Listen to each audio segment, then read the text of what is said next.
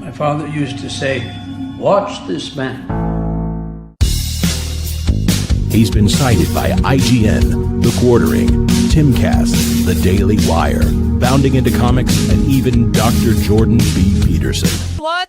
Wunderkind super friend, where are you? Found you hiding here in the near clear blue. Morty, let's check in on Brian Johnson's new trilogy. Okay. I bypassed the compressor. What did you do, Ray? Son of a... That's gonna leave a mark. Now, he was okay, after 6-7 weeks. Okay? They get over it. Kids are resilient like that.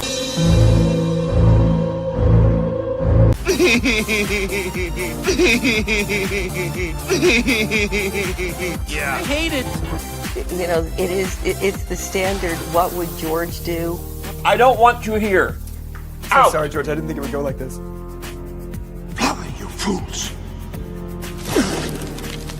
I've fallen, and I can't get up. Weird. Stay away from liquor, kids. I have always liked Cowabunga. Cowabunga! Now that's more like it, Mr. Wayne.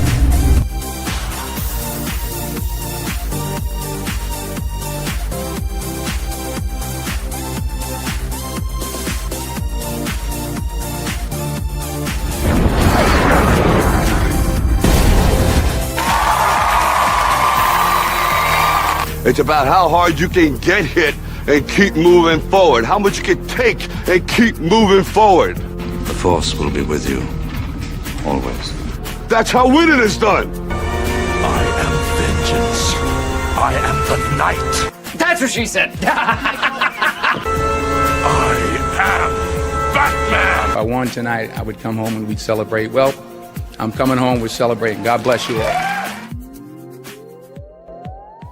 Watch your habits, for they become your character. And watch your character, for it becomes your destiny. What we think, we become.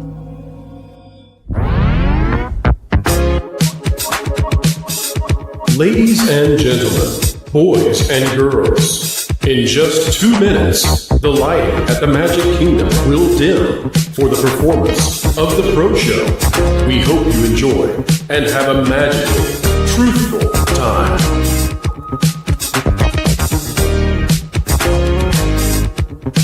For the safety of others, please, no flash photography.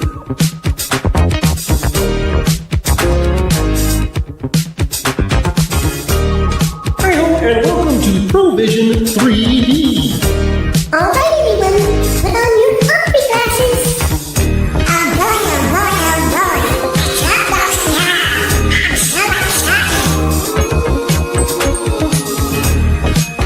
Keep learning, keep growing, and keep having fun.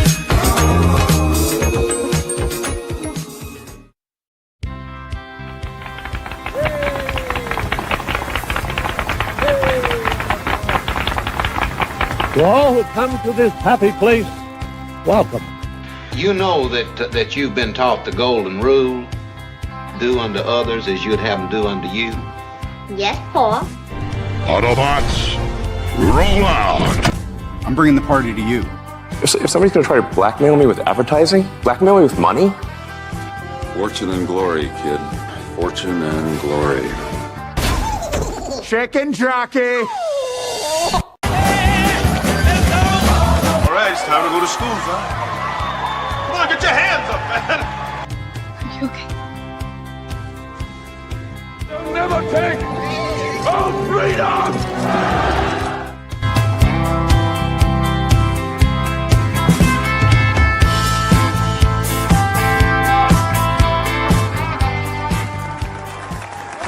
From the redwoods of California, to the hills of Tennessee, to the Rockies in the Sunshine State and Maine with that bright and shining sea.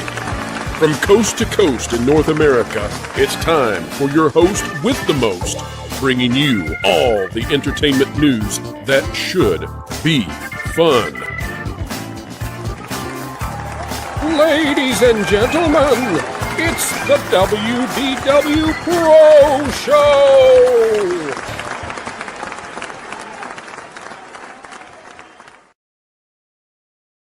Hello, ladies and gentlemen. Welcome back to another fantabulous day right here at the Pro Show on the Pro Channel with Jonas J. Campbell, the man you know, and who is ready to disseminate what's really going on in Hollyweird. Jonas, how are you today, sir? Well, we've lost Jonas, folks. It's going to be just the Pro Show today. You know what? We're going to bring in one other man to see if he can help us out. Ron, I'm going to replace Jonas with you. How are you doing, Ron? I'm doing great. How are you doing today, Pro? I'm doing good. Ron, are you ready to read Super Chats since clearly Jonas has suffered an E-stop? Super Chats. How do I let me see. I think I can. If you can put them up, I can read them.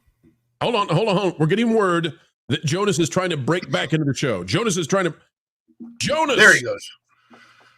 Jonas, are you there, needs sir? To get their house in order. That is untenable. Hello, Jonas. I'll tell you what, guys, I am very happy to be here in this moment. That is an amazing number of glitches all at one time. So happy to be here. Welcome to the Pro Show starring Jonas J. Campbell. I'll be taking your Super Chats here in just a moment. Oh, we have a special guest today. It looks like his name is Pro. Pro, how you doing today? I'm happy to be on the show. It's a real honor, Jonas. Thank you for letting me in today. What the flip? That's when you know Jonas is angry. When he starts dropping the F word, the F-L-I-P word, he's mad, he's angry. And before we get going, guys, we are seeming to having a few technical difficulties. We'll get the show into the professional mode in just a moment. How's my audio, gentlemen? Everything sounding good? You sound like you, for better well, that's good. For worse. Sounding like, thank you, Jonas. Thank you so much. You sound great. You sound great. Now get out there and knock him dead, kid. There you go. Knock him dead. Ladies and gentlemen, we are celebrating 180,000 subscribers here on the channel. And that means that for the remainder of this month, members of the channel basically get every reward we have. So whatever level you are, you're going to get early access to videos. Whatever level you are, you've got a discount code on the community tab right now, a 20% off discount for the Pro Store. I can keep going and going, but basically every reward is opened up through the end of May to celebrate 180K. And folks, thank you for being the gigawatts that makes all this possible. We are getting ready, I suppose, who knows, but getting ready, I suppose, for that big 200 mark. And oh, what a celebration we will have, because when you hit 200K, there's no way to say it except we have arrived. And when I say we, folks, I mean we, you and me. This community has arrived. And for all those out there who have said, no, you can't do this. You can't tell the truth about Disney. You can't tell the truth about Hollyweird. You have to pixie dust. You have to cupcake. We say it's a piece of cake telling the truth with a capital T. 1.21 gigawatts! 1.21 gigawatts! All right, Jonas, let's get the rest of the panel on, and then we'll hit those super chats. And folks, this is going to be a heavy breaking news show. I just want to let you know we have already 2 or 3 items that nobody is really covering yet, and we're about to, so hang tight. That's right. First of all, we need to add in someone who has his finger on the pulse of the theme park industry, because he's trying to figure out whether or not it is dead, or whether or not it's alive, or whether it's something, whether he got a little something in his system there, son. Let's please bring in to the panel, Mr. Marvin, the movie monster. Hello, gentlemen. Good to be here as always. I am still currently checking for that pulse. It had flatlined a little bit yesterday, but I think it's back today. That's right. Also joining us, someone who looks slim and trim. Emphasis on trim. Culture Casino. Hey, good morning, everybody. You got the automatic mute on my device. I don't know how that happened, but I'm glad to be here, and congratulations, Pro, and to all of you out there watching, because couldn't do it without you. Keep it up, Pro. There we go. I'm going to put you right in the middle, Culture. I was going to put you on the side, but you know what? After that kind thing you just said, you deserve to be on center stage. Oh, well, thank you. Put him in, Coach. He can be center field. All right, Jonas, let's get the fog and the Fogarty out of the way, and let's get straight to the Super Chats. That's right. Fogarty, Foghat, let's play the hits. Kane and Barnes for $5. Breaking news, Harry, Ron, and Hermione casting has been announced. Dominic McLaughlin as Harry, Arabella Stanton as Hermione, Alistair Stout as Ron. Those are some very British sounding names. Which one of them's black? Oh, they are. Hermione. And don't worry, Jonas. We're going to put it up on the screen soon. We will. All right. Hermione. All right. Hermione. Yeah. Hermione does not look white. Oh my goodness. I don't care about the race of a character. I care what it's going to be in the story. So now we have Snape, who is the reject, and Hermione, who's the mudblood. Oh my goodness. What are you doing? Flying Blind on a Rocket Cycle gifted 5 WDW Pro memberships, getting us away from that breaking news there for just a moment. And I appreciate it. 7 steps, all 7 steps.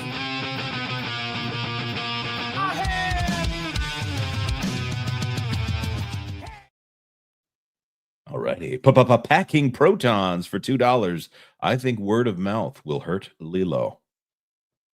Well, I hope it hurts the director and the writer and gets Disney, gets their attention. We don't want to phrase it that it's going to hurt Lilo. That just sounds a little too harsh. Leave Lilo alone, darn it. She suffered enough. She lost parents. We got you though, Packing. We're just teasing. New chat XP indicator here. Random shows. Yeah, apparently we have been blessed with some unusual XP system in our chat here. It was not turned on by us. This is a YouTube thing.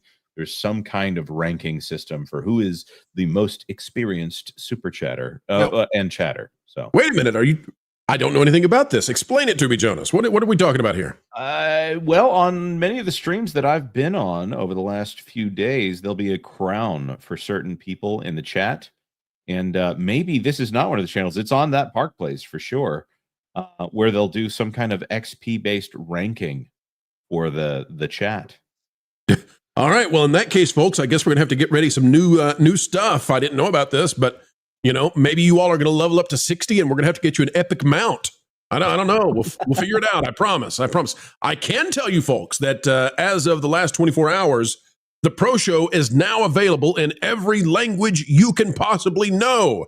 YouTube is automatically dubbing the Pro Channel into any language out there. So we'll see if it can get my various proisms into other languages. I have my doubts. Klingon? I'm gonna. One of them? No, but all the languages that are commonly spoken in the world are gets Klingon. instantly translated. Yeah, I've been experimenting with this for about 2 weeks now, Pro, and it does seem to get them. Although it kind of mistranslates idioms. So, well, idioms and idiots will be a real problem here on my channel because I am both. But I kid, folks. Listen, here's the deal. I'm going to start switching languages all the time now, just to see what it does. Like, can it handle cuando cambiamos a español? And can it handle it when I say, bonjour, tenez-vous, everyone? That's even French.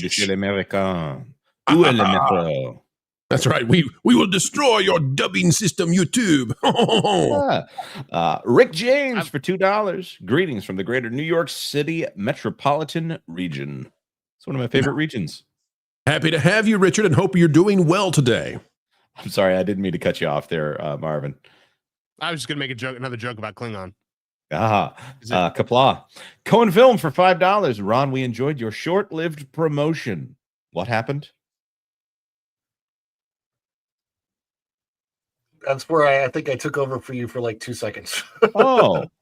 He was the boss. He was El Jefe. Okay, I see. William Thompson for $2, but for me, it was Tuesday. It is. And gifted 20 WDW Pro memberships. Wow. Look at that. Look at William Thompson bringing the plasma yet again. But for me, it was Tuesday. Let's take extra care to follow the instructions or you'll be put to sleep. And don't forget Taco Tuesday's coming next week. That's the day every rule-following citizen gets a free taco and my love.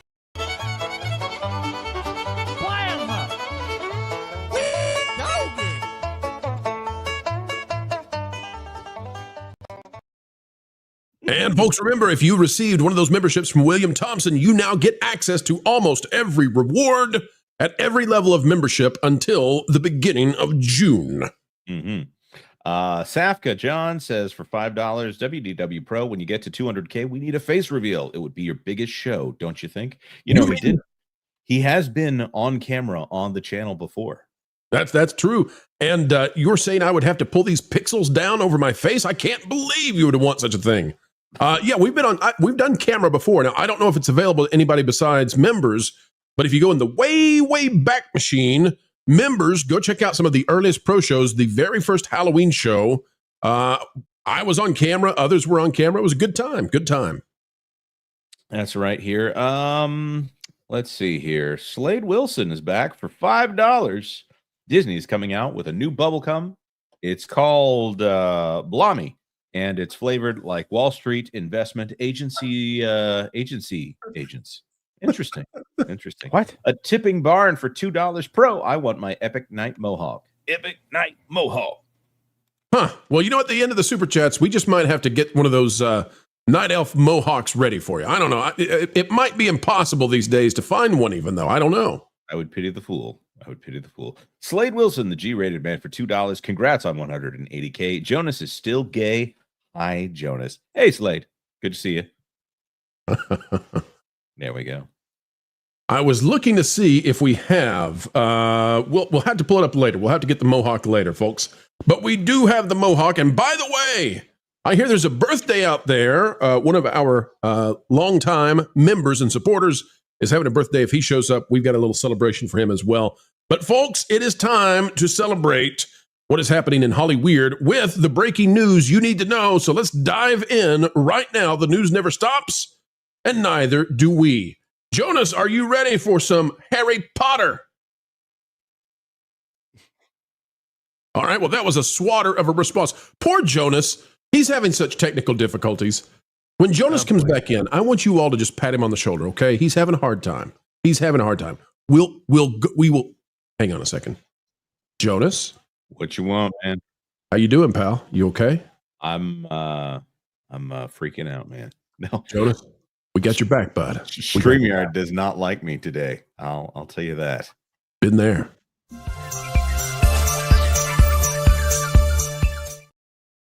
All right, folks, take a look at this. It is out of Variety, and it is just breaking in the last hour. Harry Potter HBO series casts Harry, Ron, and Hermione. It's by Jordan Maru. And there you go, folks. You can see the kiddos. They're cute. Yes, indeedy doodly. They are cute. And we'll see how they do. HBO's Harry Potter TV series has officially found its Harry, Ron, and Hermione. Dominic McLaughlin will play the role of Harry Potter. Arabella Stanton is Hermione Granger, and Alastair Stout, which is perhaps the coolest name of all, is Ron Weasley. More than 30,000 actors auditioned for the lead roles since HBO launched an open casting call last fall. Filming is expected to begin this summer. After an extraordinary search led by casting directors Lucy Bevon and Emily Brockman, we are delighted to announce we have found our Harry, we have found our Hermione, and we have found our Ron. The talent of these three unique actors is wonderful to behold, and we cannot wait for the world to witness their magic together on screen. We would like to thank all the tens of thousands of childrens who auditioned, who hopefully all have two shoes instead of one. It's been a real pleasure to discover the plethora, our Canadian viewers, of young talent out there, said showrunner Francesca Gardiner and executive producer and director Mark Mylod in a statement. But here they are, folks. Here are the kiddos. And I don't think that this is going to be as controversial as the Snape pick. But panel, you may disagree. What say you? And remember, as we weigh in, let's clarify, we want to be very kind to the kids of whom we have yet to see them act or do anything. This is our first time seeing them. Panel, do these look like the characters that you anticipated? They kind of do. No, they don't look like the characters that I anticipated, because I anticipated Hermione to be like black, but no, she appears to be some kind of Greek or Mediterranean, not quite sure, but I'm not going to sit here and pontificate on the race of a child. But the three of them, I think, look the part. I mean, especially the kid playing Harry. He looks like Harry Potter. Apparently the boy playing Ron Weasley, this is going to be his first major acting role. We have seen the girl playing Hermione. She was a stage actress. She was in Matilda the musical on the West End. Harry, the kid playing him, I believe, was recently seen in Grow, which was a Sky comedy that also starred Nick Frost and Golda Rochelle. So, they are not seasoned actors. This is going to be breakout roles for all three of them. And, let's see what they got. you know, can't we? These two incredibly pale British boys, though, pointing their fingers at the only black teacher every time something goes wrong at the school is going to be an interesting. It's going to be an interesting dynamic for sure with Pop C to escape. I'm sure Keir Starmer is going to weigh in on that one. Guys, here's my question for the panel. Now that we see these kids, it seems to me that the era of the originals is over. So Ratcliffe and Emma Watson, and listen, all of this stuff where they have absolutely hated and ravaged and been so incredibly rude to J.K. Rowling, the woman who gave them everything they have in life. Without her, they would be just doing whatever it is that they would be doing, but it would not be movie star. They have become who they are because of her. That era is over. These are now the stars that we're going to be paying attention to. And I got to think that surely J.K. Rowling has participated enough to make sure that she doesn't get another Snape situation. Surely these kids are going to be respectful and kind to her and to the source material. Do you think that's where we're headed? Or can we expect soon these little kiddos to be on their tickety talks talking about how stinky J.K. is? You know, in the same way that we are all expected to have restraint for those of us who don't necessarily think that this show is going to be a success, I hope that the journalists have enough restraint to not ask these kids their takes on J.K. Rowling's stances. Dear 10-year-old, what's your position on a highly divisive, controversial social issue that could end your career right now? Please, I'm a reporter. I want my 5 minutes. Exactly. I have been dreading that. I've been dreading that and dreading the rainbow-haired activists screaming, you know, calling these kids phobes and ists for being in this project since they announced that they were doing it. I said, what poor 10-year-old is going to now become the focus of mentally unbalanced adults? And I'll tell you this too. In 8 years, these kids are going to be 18. And I don't know their exact ages. They might be 11. They might be 12. I don't know. But in some number of years, they're going to be adults. Okay. Now, we already watched how that was handled the last time, where Emma Watson was dressed in a dress, and on her 18th birthday, photographers were trying to get inappropriate shots and invade her privacy in ways that are just despicable. We have seen the way that young actors have been treated in the last decades, and we have seen the fallout from that. We're learning more about that from this ongoing trial. And I just want to say, today is a day for celebrating these kiddos, but we also need to hold Hollywood. We need to put their feet to the fire and say, listen, leave these kids alone. Let them be kids. And when they become adults, treat them respectfully. Enough of the nonsense of destroying people. This should be so exciting for them. Their parents don't need to be terrified of what Hollywood's going to do to them in the next years. Leave them alone. Celebrate them, lift them up, and help them to be wholesome, whole people with fulfillment. Are they filming in Hollywood or are they filming in the UK? What's the production for location for this? I'm sure they're filming in the UK. There's no way they're not. Yeah, I mean, because if we can protect these kids from the Hollywood culture, that would be amazing. They all, to me, look good. I will tell you, like from a personal standpoint, I'm looking forward to this kind of new take on Harry Potter, specifically because of the way the actors have turned out as adults. The original Harry Potter, Hermione, and Ron Weasley, and I'm. As a theme park person, I'm kind of curious, like, how does this work out with theme parks? Do they eventually replace the properties? Not obviously the set, but the film and stuff. Will that get replaced in the theme parks with these new takes on Harry, Hermione, and Ron Weasley? I'm very curious. I would assume it depends on how successful it is. Yep. One of the things that I've heard about that is that the look of Hogwarts Castle itself and the general visuals of the series are going to remain mostly consistent. I assume specifically for it's going to tie in pretty directly to the Hogwarts Legacy video game, which basically looks exactly like the films already. So I think we're going to get some consistency there for the things like the theme parks and other attractions that already exist. So I think there will be some evolution as time goes on, but you're not going to see them replace Hagrid in Hagrid's motorbike or go in and replace the characters in Forbidden Journey. Those are always going to be the movie characters. And I would say too that success is the determining factor here. But as we get new lands and new additions, these look like new additions who might go in those areas. I'll just throw that out as a theory. Culture? Would not worry about them changing from the movies. The theme parks are Universal. They're not Warner Brothers. Warner Brothers may have made the original films, but I think Universal owns the likenesses that were in the original films. And I think they'll stick with that, just like they did with the How to Train Your Dragon things. They aren't going to go with the bologna sausage interpretation that is coming out here in just a few weeks. So I think you're safe to assume they won't touch the movie stuff because they own those likenesses in perpetuity or until they have to renew license again. Well, I'm just excited that Disney is bringing back Stitch's Great Escape. Only in this ride, both Lilo and Stitch escape to a new Ohana, where Nani is not a part of it. You're kidding, right? Because they took both of those theaters apart. Well, they still have vats and vats, apparently, of the chili dog smell, and they've got to get rid of it somehow, Culture. So, why not build an all-new ride? See, I thought they were pushing that gas out through Epcot near that water feature attraction thing. Well, that would explain very much. Folks, we will continue to follow what's going on with Harry Potter, J.K. Rowling, and whether or not they can get a big win that revives the franchise.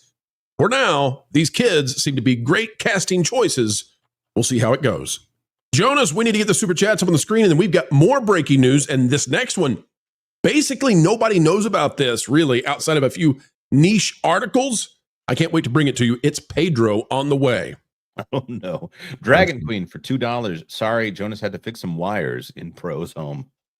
Oh, no. Thank you very much, Dragon Queen. Good to see you Just there. stay away from the studio, Jonas. Stay away. Mm-hmm. Aldo's Journal for $1.99. Hello, God bless and protect those young actors. Yes. Amen and amen. Well, maybe that'll be one thing. If we can keep them away from Hollywood, keep them over there in the UK. That's at least farther away from Southern California. And Slade Wilson, the G-rated man for $2 American. What's my chat ranking?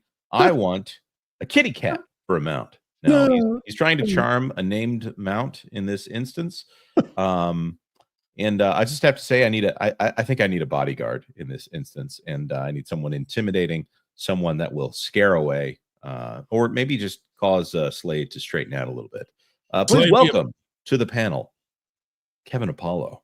Whatever you need, Jonas, you just tell me. Thank you. And, that man over there.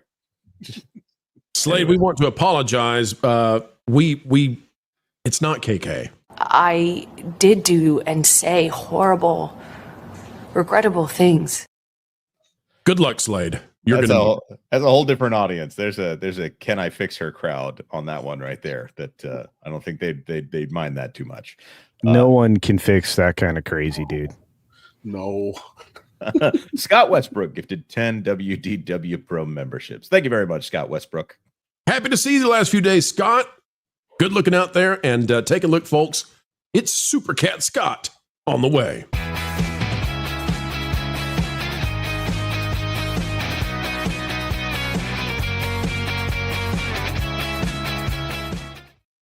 Cat into action, baby. Cat into action. Who let a cat in a bar? Packing Protons for $5. Dear Slade, don't do any bath jokes on here. They tend to fall flat. And all right, Packing Protons. Packing, we've seen you so much, you deserve one too. Here you go before we hit the next story. Who you gonna call? Who you gonna call? Who you gonna call? Who you gonna call? Now, folks, we're going to hit the next story. It is breaking this morning, and it is yet again that Pedro Pascal is destroying the chances of the Fantastic Four. I mean, he truly is Zegler. We upgraded the clip, and we debuted this last night. I apologize for having to play this again, but folks, you know we must, for we have been thrust into yet another Pedro story. We'll use it with sparing caution, Kevin. Kevin, don't hurt me. Just one time. It's time for my summer sizzle. Cool as a cherry popsicle. And don't hold back, get ready to stun. Fun, fun, fun for everyone. It's time for my summer sizzle. Beach ball parties, yeah, we're just getting started. It's my summer sizzle. Summer sizzle is getting real.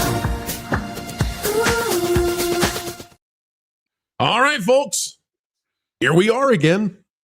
Here we are again. This time we're somewhere we don't often go. Out.com. We don't recommend it, but this is where we found the story, so we're going to go with it.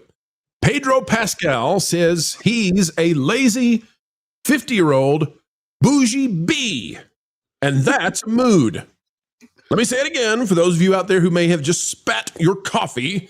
And yes, that is the first time I've had the opportunity to use the past tense of spit on the channel. For those of you who just spat and sputtered your coffee, your tea, your water, wherever you might be in your cubicle or your minivan, Pedro Pascal says he's a lazy 50-year-old bougie bee.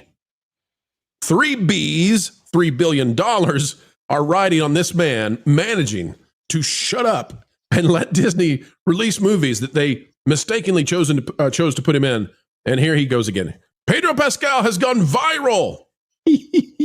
This time while attending the grand premiere of From the World of John Wick Ballerina and being spotted in a video declaring that he's a bougie bee. Sam Cornforth, a self-proclaimed Welsh man-child with over 450,000 followers on Instagram and 480,000 followers on the TikToks, attended the London premiere of Ana de Armas, latest movie from the world of John Wick Ballerina. Even though Pascal isn't credited to appear in the film, the materialist, The Last of Us, and the Fantastic Four First Steps actor was also in attendance. As Pascal made his way up the movie theater, Cornforth and a few other attendees in premiere screening recorded the actor walking right by them. And yet, judging by his reaction, Cornforth was clearly not prepared for what Pascal said, which was captured in the video. Folks, we have said video, and although we hesitate to bring Cornforth to you, we will bring forth the corn. Here we go, folks. Here is... Hang on, let's see if we got it. Hang on, let's see if we got it. Jonas, is it looking good? Do you have the audio? I am a lazy 50-year-old. Good enough. I am a lazy 50-year-old bougie bitch. You don't want to go and get...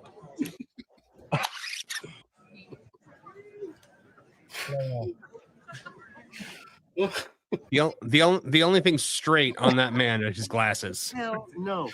Are they really though? They're on straight. Well, anyways, you know, all right. Look at that guy. So that is the man that Disney has entrusted billions of dollars to. Is a 50-year-old man who was licking a glow stick recently, who dresses as if he has ripped the fabric off of your 90-year-old grandmother's sofa in her living room, and now is out there calling himself a bougie bee. Guys, I think he's doing everything he can to catch Zilver. And listen, it's shooting fish in a barrel if we just mock him. So let's go a little bit elevated here. What is Disney's play right now to try to contain this man for the next 2 years? What should Disney do? Culture. Punt. Oh, you mean punt Pedro? You mean we're going to? Yeah, at this point, I mean, you asked me what play, and I would treat every down as fourth down if you're Disney right now, and just punt, get the ball far away from the end line, because this guy isn't going to help you, and you're always playing defense whenever he's around. It's very Ziegler-like. In fact, he may be the replacement Ziegler. He's like you defeated boss level Ziegler, and now you have boss level Pedro. So I don't think there's a win to be had here. So if all else fails, just punt, get the ball on the other the other team's side of the field. So can they Eric Stoltz this? No. No, they just got done shooting two emergency what do you call them, reshoots that were way beyond pickup shots, right? They were trying to reform the entire third act, and this man is involved. You guys keep saying it, and it's not an exaggeration if you're in the audience to say that there's $2 billion worth of material this man is set to compromise in a Ziegler fashion. So to say that he's the next level boss in whatever game was featuring, Rachel Zegler, get ready, because we ain't done yet. Right. This is like putting a fat kid in a $2 billion home made of waffles. Yeah. It's a bad idea. Yeah. I don't think you're going to see Disney do anything. There's going to have to be backlash to the Pedro behavior for anything to happen. We're going to have to start seeing dislikes racked up on trailers. We're going to have to see movies bombing. We have not seen any of that yet. I mean, Fantastic Four has got a ticking clock and a cell phone strapped to it. But I think that once you start seeing people push back, that's when Disney's going to have to be like, dude, you have to calm down. Well, now this one, I have a harder time. Like, he was caught in a moment where he's with a private friend. It's not like he's putting out statements the way Zegler was doing. So this one I'm not as pushy back on, because do whatever you want in your free time. You're out with a friend seeing a movie. You don't know that you're being recorded. Though I guess I have to assume when you're a Hollywood celebrity, assume you are always being recorded when you're out in public. Yeah. And look, he's of the impression he's one of the biggest stars on the planet. So, and I just want to be clear, I didn't say he's one of the biggest stars on the planet. No. He's of the impression that he's one of the biggest stars on the planet. So, but I agree if you go by pure volume, but we all know. Yeah, hold on, culture. That's also the impression they want you to have too, though. We've got multiple theater kids on this panel. That moment when you know that everyone can see you. And you know that you're speaking at a volume that you can be heard. You know how to have a quiet conversation in public. And you also know when people are looking at you and you are, quote unquote, on stage. And maybe you want to take advantage of that moment. I think he knew. I almost think that he was working with the cell phone guy. That's not outside of the realm of possibility. It's very, very possible. Very, very possible. Because his audience that he likes, the ones that he actually tries to appeal to, I mean, you saw it right there. Out Magazine had this up there. Everything that he does, every weird, bizarre thing that's starting to get pushback, whether it's this dance, whether it's what he told Dakota Johnson about starting an adult subscription website, they all react to it like, oh, isn't Pedro great? And like the rest of the world has to be like, no. Or like this, they were like, oh, he has anxiety and he needs the touch of another human being. Weirdly enough, that doesn't seem to strike him when he's sitting next to Joaquin Phoenix at Cannes, making divisive political statements and cursing out half the country. His anxiety doesn't activate there, but standing on stage at Comic-Con, and all of a sudden he needs a rub down from Vanessa Kirby. I mean, it's ridiculous. This guy is ridiculous. He is exactly what he just described himself as here, though I wouldn't even say the word bougie. He is a 50-year-old B, and that is what the world is starting to see him as. So yes, Disney needs to eventually push back, but I don't think it's going to be yet. They're getting rid of him in Star Wars. The Mandalorian is probably the cap off to that movie. Then you're going to have him in Marvel for a very, very long time, presumably. So they really need to figure something out, because he's not going away anytime soon. I think the video was just a very candid moment. We got to see him being himself. This is a guy who has been manufactured. Yeah. They dropped them on us. The fact that he had this moment, there is a certain section of the culture that has embraced him and is trying to prop him up. And right now the studios are all about it. And it's not going to be until he has a string of bombs. And Gladiator 2 was a bomb, right? It was a bomb. We exist in this weird space where they don't want to call it what it is, but it was a bomb. No one was interested in it. Everyone who saw it was disappointed by it. And he's only been outsoyed by what's his name, who's I can't think of right now. The Fantastic Four, no one cares enough about this movie to even say, I don't think it's going to be good. And that's a bloody disaster. So it's not going to be until Doomsday? If Doomsday does not make the $70 jillion plus that they needed to make, then maybe you'll start seeing people push back. But his behavior is not going to be called out. Again, it's celebrated by that certain segment that wants to have him propped up. It's the last vestige of, we need to replace men with these henpecked soy boys.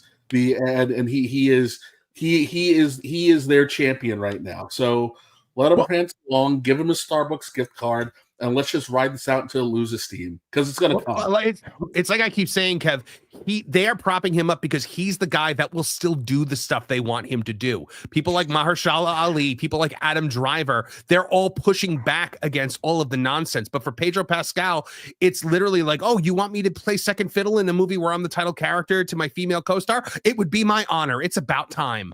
Like, that's why they keep going to him. This is the guy cuddle buddy, you know, in order to support what you're talking about here, Marvin. This is the guy that's going to, you know, go cuddle on another dude. It's like him and Oscar Isaacs now, who's definitely a dude cuddle buddy. And so's this Paul Mescal guy who actually Kevin and I are doing a video on this week. So it's gonna be one of those situations where he's literally the poison that they don't want you to detect. I'm going to say it this way. There is so much incongruity right now. If you go to the Marvel channel, there's 21.5 million quote unquote subscribers over there. Supposedly the First Steps, the First Steps trailer has 20 million views, and it only has 10 million, it only has 10% dislikes, which means there's 48,000 dislikes to 480,000 likes. The reason I bring all of these numbers up is because those are incongruent with reality. First of all, you never see the same number of views or near the same number of views as the number of subscribers. That very rarely happens, only in extraordinary cases where the audience is absolutely effusive. And to Kevin's point and to Marvin's point, who Marvin's been making and writing, there's apathy here. Nobody cares about this upcoming film, and people care even less about Pedro Pascal.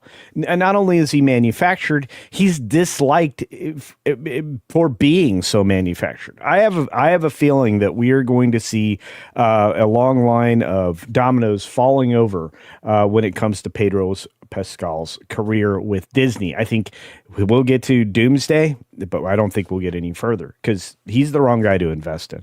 Just look at him. Let me toss this to you guys as we get ready to wrap up this particular conversation. What I think about this is, would you, as a casting director or as someone managing Disney's assets and future products and movies, would you ever put Jojo Siwa in charge of the Avengers? And the answer to that, of course, is no. No, you would never. It's not that we're trying to be mean to Jojo Siwa, but Jojo, you know, is most famous for, you know, glittery ponytails for 8-year-olds, and has segued that into a career of sort of, I don't know, you know, scandal kind of, sort of. She would like that, but it's hard to make it happen because nobody cares. Jojo Siwa would not be in charge of the Avengers. Jojo Siwa would not be in charge of Fantastic Four. I know this is shocking to hear about a 50-year-old man. If you replace him with Jojo Siwa and have Jojo do the exact same things he's doing, it seems totally in character. What I'm trying to suggest is I can't tell the difference in terms of actions and what they do between this 50-year-old man and Jojo Siwa, a 20-year-old girl acting like a 14-year-old. I can't tell the difference in the two. And I don't I was just going to say, it's very strange to me, the whole Pedro Pascal. I don't know why he came up in Hollywood so fast as he did. I don't know why he's in everything. I don't really think he's good in virtually anything. Maybe he can kind of do comedy a little bit, but he just, for me, anything that he's in, he's a turnoff. Like the Mandalorian as a voice actor. That's like, it was like he was, and basically because of the stoicness of that character, he could just read the lines in a very stoic voice for the most part, doesn't have to show emotion, and it seemed to work for the first couple of seasons, and then it just kind of died off for me. I look at his actions and I'm like, okay, so in the new Fantastic Four movie, is it the Human Torch or is it him that gets the line "Flame on"? Because I can't figure it out. Now, and I think Jon Favreau made a big mistake in casting this guy originally. I think that's what gave this rise to Pedro. And, you know, this is like Zegler. Spielberg made a horrible decision to put Zegler in charge of his movie, and it's damaged a bunch of companies that tried to follow suit. You know, they're like investors following Warren Buffett And when these big players make these decisions, these people get just acting job after acting job. Pedro clearly, as a voice actor with a little synth voice over the top of him and no emotion, can do it. Beyond that, look out. All right, Jonas, we have super chats and we have to navigate them carefully, for Slade is out there like a shark waiting in the waters of the chat. Jonas, are you ready, sir? Yep. Packing Pro. Oh, no. Tomorrow's Journal for 199. I just got invited to Epic Universe. It's great. Burke is my fave. Hey, we're glad that you're enjoying it. That's great. Flying blind on a rocket cycle for 5. Okay, how many times can Pro use Summer Sizzle to interrupt Jonas? I don't. Is that a call to action, Flying Blind? Is that a call to action? I think it has to happen at this point. Gory-eyed Beast for $2 Canadian at work. I'll have to watch later. Congrats on 180K. Thank you, Mr. Beast. Happy to have you there. Yep. John Maynor for $10. Peepaw is going to need his own gerontologist and urologist, as men of a certain age will need depends and insure. Well, let's just hope that he has the Metamucil, because he's going to need all the fiber and all the nutrients he can if he's going to keep licking glow sticks and creating controversy. He is a man on a mission. He has the energy. He has the drive to drive Disney down into the ground. Well, we don't know what his normal energy levels are, but we do know that he has to keep his Peepaw energy up.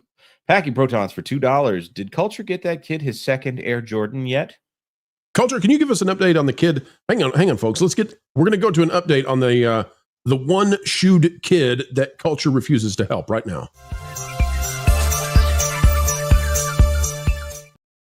The plight of the kid with the one red shoe, I didn't know about until my last appearance on the show. So far, I have seen no evidence to support that this actually exists, and or it would require my body waxing to occur for them to get another shoe. I think I'd rather just dig in my pocket for $20 and buy them another red shoe. Sweetie pie hole! Como se llama? No, Kelly! Oh, my. Ken Reinhardt for $2. From last night, my daughter is teaching second grade. Well, hey! The same. That's fantastic, Ken, and that's a big-time grade for making sure that reading and math are happening, and so lots of pressure there, but she's just the kind of person to do it. Good luck. Yep. Slade Wilson for $5. How do you think Pedro Pascal keeps getting roles? Wait a minute. You didn't put the super chat up on the screen. Oh, it's a Slade chat. Oh, I get it. Mm-hmm. The Louvre's Journal for $5. You didn't answer his question, though. How does Pedro Pascal keep getting roles? Well, he may not get many more roles. I'll tell you, he's on a tour de force right now to make sure that he doesn't get stuck in any more stuff, and it maybe even to the degree that they swap him out for Chris Pratt in these Avengers movies in terms of screen time and focus. We've got another journal here, the Louvre's Journal for $4.99. There's only space in Hollywood for one of us, and I'm not strong enough to fight the ultimate beach. I'll scram. You can keep him. I'll stay in the UK. Is that Rachel Zegler? Zegler, are you out there right now? That looks like who's the lady from Married with Children? That's who the avatar kind of looks like a little bit. Looks a little bit like Peg. Yeah. Peg. Yep. Yep. Packing Protons for $2. When does Slade get a commercial? I am so glad someone finally asked. Hey, guys, he already has a commercial. Anyhow. Wait a minute. That was Slade all along? Larry for $2. Happy birthday, John Wayne. That's right. Happy birthday to the Duke himself. Ooh, Ted D for $4.99. Watching Pedro on stage with Vanessa Kirby is uncomfortable. The guy is getting a pass because of who he is, and it's ridiculous. It's absolutely insane the way he's able to get away with stuff like that, and what he said to Dakota Johnson. It's disgusting. It's a double standard. If anyone else did it, they would be in the Hollywood gallows. It is atrocious. I'm gonna use an English word here. It's pervish. It's pervish, folks. It's he may have a Joss Whedon moment in his future. Ultimate metal ever for £5. I wonder if Pedro is a little spoon or a big spoon. Well, I recommend you stay away from either of the spoons because the crab people shall finally reign supreme. Crab people, crab people. All right. righty. Ted D for $4.99. Congrats on 180K Pro and the gang. Wait. Thank you, Ted. We're helping turn Hollywood into a 180, sending them back to where they belong, which is back to the mainstream middle, the sensible center where money can be made and success can be found. And to those of you who might be considering joining a gang, I would just encourage you to not go chasing waterfalls. Packing Protons for $5. JK is just as bad and woke as the original Harry Potter kids. She probably corrupted them into that world. They outwoked her, though. That's right. She should have stuck to the rivers and the streams that she was used to. That's right. Yeah, that is 100% accurate. She basically only disagrees with them on one thing. And you know, the one of the key things about the mind virus itself is you must adhere 100%, because even a 99.9% adherence is not enough and makes you a B word. Excommunicated is the E word too. But I was going with one called rhymes with spigot. Oh. Well, she makes her money the best way she knows how. A tipping bar for $1.99. Is Cornforth the British equivalent of corn pop? You know, that's a great question. And who has the hairy legs over there in the land of Harry Potter? Oh my. Thinking Heretic for $2. Maybe Pedro can lick stamps for Disney. Yep. Clink, I'm a tank for $5. Someone give Nick Cage another shot of immortality syndrome and bring his Ghost Rider back to pull Pedro down below. There's probably a pretty good penance stare there.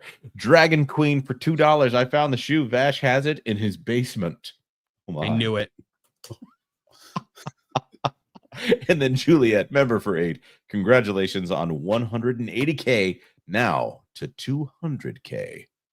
Thank you very much, Juliet. That's very kind of you. It's always nice to see you in the chat there. I saw somebody in the chat I wanted to highlight real quick. Sam Wolf, Life of a Military Wife. I'm highlighting you more than the comment here, but good to see you in the chat. Jed Revenwolf, hello again. And you know, Safka, I'm not trying to hurt you. You know I love you. All right. Is that a courtesy laugh or a courtesy laugh? Because those are similar but not the same. And then Bob's little book for $1.99. Rachel's in the chat. I told her not to super again. Oh, get out of here, Zegler. Get out of here. Yeah. But we will be talking about Zegler. I can't believe it. The final story is a return to Zegler somewhat. But before we do all that, folks, we need to go to some fun news. Finally, good news. Are we ready? You don't lose when there's good news. And here's what we've got out of Variety. Folks, take a look at this. By Jack Dunn. Mission Impossible director Christopher McQuarrie says Tom Cruise is very serious about making a Les Grossman movie. It ultimately comes down to what that character is. And there's a nugget in here, folks, that is the best nugget of all that's going to show you that I think Tom Cruise really wants to play this character. Tom Cruise's Tropic Thunder fan favorite Les Grossman may be getting his own movie in a recent appearance on Josh Horowitz's Happy, Sad, Confused podcast. Oh. Mission Impossible, The Final Reckoning director Christopher McQuarrie said he and Cruise have had some very real discussions about making a standalone Les Grossman film. The conversations we've had about Les Grossman are so blanking funny. Cruise and I are talking about it. We're having very serious conversations about it and how to best do it. It ultimately comes down to what the character is. In Tropic Thunder, Les Grossman is the mouthy, antagonistic producer of the titular film, infamous for his ferocious temper and giant hands. McQuarrie went on to say that he and Cruise used the potential Les Grossman film as an escape from filming Final Reckoning and would often riff on the character together over meals. Let me say it again. This is what's so important if you want to know whether or not this is going to happen. McQuarrie went on to say that he and Cruise basically role-played Les Grossman and another character for fun while they were eating during Final Reckoning. Said we don't even think about the structure. We play with scenes, he explained. Just to be sitting at a breakfast table, not talking about the movie we're making for a minute, is such decompression. And just riffing with Tom playing Les Grossman at the table, it was one of the real joys of making this movie. It was all the stuff we were doing, planning the future while slugging out the present. All right, so what does this mean? Well, it means that for fun, Tom Cruise likes to sit there and play Les Grossman. And other people love it too. They love to sit there and just play along. It's like getting back in the pool. It's like riding a bicycle for him. And Tom Cruise doesn't have to make any movie. He gets to make movies. He gets to choose which movies he wants to make. And he wants, apparently, to make a Les Grossman movie. That, folks, would be hilarious if only we must say, probably not appropriate for the kids. But you know what will be? Probably Top Gun 3. We'll talk about that in just a minute. First, the panel. Let's talk about the Les Grossman idea. Is it something they might do? Is it a good idea? Or is this a bit character? Is it an SNL sketch taken too far? Panel, what say you? I think if they're, Go ahead, Kevin. If they're really serious about this could be the movie that tells you that the raunchy American comedy is back and that the world is finally healing. Because we got a chuckle. 12 years later, some spoiled brat saw Tropic Thunder and tried to get everybody canceled. And to my shock, Ben Stiller put his foot down and said no. The Tom Cruise is the last movie star. So his name still carries value. If he wants to experiment at this point in his career, if it wasn't for Tom Cruise, there probably wouldn't have been a Hollywood coming out of the pandemic. So I say let him play. This is something he's clearly very passionate about. He doesn't just do things to do them, so there'll be some quality in there. Obviously, Ben Stiller will be involved. So there's a 99.999% chance the movie will be funny. I say go for it because it's time to get variety back into the theaters. It's time to get comedy back out on top, especially an R-rated comedy. Yeah, and they basically outlawed humor for a while. Go ahead, Jonas. I'm of two minds about it. Les Grossman was kind of a funny bit. Obviously, a send up of Harvey Weinstein. I feel like doing an entire movie of a character like that, you might have to get into situations that Hollywood wouldn't laugh about so much. What if it's a prison breakout, Jonas? What if the movie starts and he's been jailed for some sort of criminal activity? That could be funny. But I'll also point out that Tom Cruise is not critic proof. He's not immune to having a critical and commercial failure every now and then. We're going to have RDJ show up in the way that he was in Tropic. I'll give you, for instance, I've not seen the film, so I'm not commenting on the quality of the film. But when I went to go see Thunderbolts, there was a guy wearing a Rock of Ages T-shirt. Yeah, there. And it was a big deal that Tom Cruise was in that movie. People were stunned that he would take a role like that.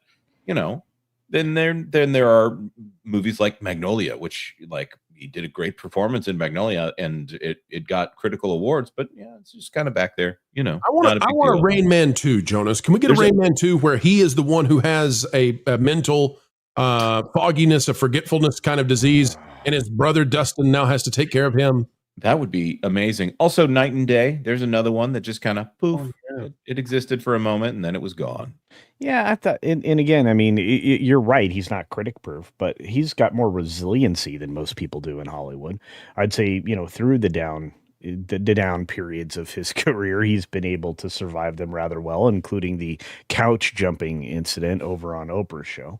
So, and obviously, some people, call into question his faith and his involvement in that particular faith, et cetera, et cetera. Well, but blackmail goes a long way to keeping people in the. Anyways, hey, if I can ever get the boss to come on and do another interview, she would love to talk about that, and I would invite you along for that. But look, I'm just going to say it this way. I think this is a genius idea. I think Les Grossman is a character that is in line with Entourage's Jeremy Piven playing the super agent, and I think that this is kind of like you could call him Jerry. I mean, he's kind of lines up with Jerry, whose production company is doing rather well as well. So, I mean, you could literally take the superstars and some of their best and worst characteristics and feed them to this Les Grossman character, and I think he'd go a long, long way. And at the same time, I think, and Marvin, I want you to weigh in on this. What do you think if he is a Harvey-like character, except not anybody as egregious or as evil, and they try to take him to court? I think you could do a poke fun at Hollywood's overzealousness with Time's Up and Me Too, and I think that would be a little bit of payback for the audience who's been, suffering underneath Hollywood's bologna sausage for a long time. I'm going to push back on this a little bit. I am kind of with Jonas in that I think that Les Grossman is an excellent character, super funny, one of the best things in a very good movie, a very funny movie, a movie that managed to be funny even with Ben Stiller in it, which is astounding on its own. No, he's the mutant offspring of comedy people. That's neither here nor there. But I think Lex Grossman is a character that works really well as a side character. I think an entire movie based on him would get real old real fast, and it would risk killing the joke. However, the bigger story here is I think they are seeing dollar signs flying around Tom Cruise's head. Top Gun Maverick was a massive success. Now Mission Impossible has succeeded huge. He has pushed back against trying to do against being asked political questions at events. He has proven he's not willing to play the woke game. So I think they are just looking for anything and anything to put him in now, so that there is always some Tom Cruise project in production. And it would be the first big action movie that Tom Cruise has been in quite a while. And I think that might be cool. Yeah, I remember that time that he was in, what was that movie? The Mummy. How dare you guys assume that this would not be an action movie? It's true. But he could be jumping out of a plane. Look at this man. There would be nothing funnier than a full-blown comedy stunt show with him dressed as this guy. If they did this movie, the cameos would probably be amazing, because you'd have a lot of Hollywood celebrities playing themselves in that, and I think that would be kind of funny. But like I said, I think the joke would wear thin with 2 straight hours of this character. He's perfect in the role they had him in Tropic Thunder, and also kudos to them for going back to a character from Tropic Thunder. Though, I mean, it just shows that they're not afraid anymore, and this is a good sign. I think. I think you bring back.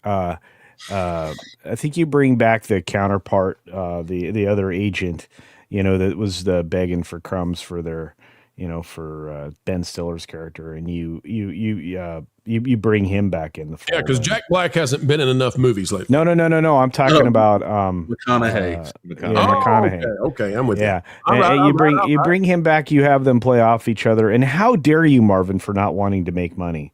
I mean, you would have been that executive that said no to Wayne's World. I feel that Wayne's World is funny, and Wayne and Garth are the main focus of Wayne's World. I think that when you give a side character his own movie, it can sometimes not be great.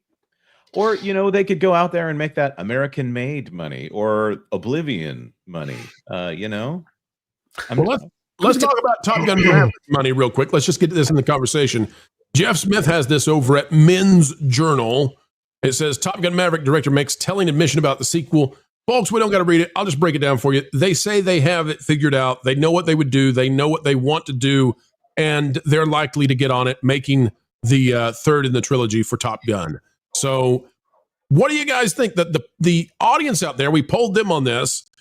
They want the Lex Grossman before. They want Top Gun 3. I kind of want Top Gun 3 first, though, because I think that the longer you go, the harder it is to portray Maverick. So I'm up for this first. Yeah. Top Gun 3, I think Maverick was such an excellent film. And having rewatched Maverick with the original Top Gun, I can say that, personally, I find Maverick to be the actual superior movie, just because when I watched the original Top Gun, just the way the scenes are cut, the acting's great. It's a phenomenal movie. The story's heart-wrenching, but Maverick, I really, really enjoyed. A sequel, and I usually don't enjoy sequels when there's so much of a time spread between the first and the second. So I would say now is the time. Maverick is, Top Gun. Maverick, I think, is on fire. I was going to go back to the Les Grossman thing, because I was thinking how funny would it be if Les Grossman was the producer of a movie starring Tom Cruise, and how that could be an interesting premise where you actually have this. I don't know. I see them. I just watched Tropic Thunder recently, and it's an hilarious movie. I think if you do a Les Grossman movie, it really can't be a Les Grossman movie. He still kind of has to be a side character in that movie, and there's a way to do it the right way. But it would be very interesting to see. But definitely want a Maverick sequel first. Absolutely. All right, panel, any final thoughts on Top Gun 3 and on this Tom Cruise renaissance? He may be the statesman we need to save Hollyweird. People want I'm sorry, Marv. I was like, people want the high octane, pro America, go beat up some bad guys movie. So if it's going to be Top Gun 3, then I'm all for it. On a final note on Les Grossman, people once said the same thing about Fraser Crane, and that worked out pretty well. Hey, Kevin, let me throw this to you real quick. This was in Rasmussen this morning. They have found in their polling, and by the way, they're the most accurate pollster in the 2024 election, so we go with them, absolutely. Mark Mitchell, friend of the channel. Kevin, they put out a poll. They have found for the very first time that the majority of Americans now say that the country is headed in the right direction. So Hollywood can't admit that. They can't say that. And yet, if they have any sense in their heads, and if they want to make money, this is the time, this is the era to make some pro-American films. They're terrified of doing it because of the tariffs. They're panicking. They're saying, if we make something that's pro-American, then the international audiences won't show up. And I'm like, no, that's not true at all. I don't believe that for a second. I don't buy into this massive anti-American sentiment that's supposed to be fomenting around the world. Sorry, Mr. Paley over at CBS News. I don't buy it. What say you, Kevin? Yeah, I don't buy it. It's a fake narrative. I've got friends overseas, and they very recently we had a conversation about movies, and they were talking about how because we're all in the same basic age range, they were talking about how they miss the old school. America's the good guy. Like we were talking about Delta Force of all things. It's not a great movie, but it's a lot of fun. People want that kind of. People miss good guys being heroic for heroic reasons. There you go with your masculinity again. Oh, here we go.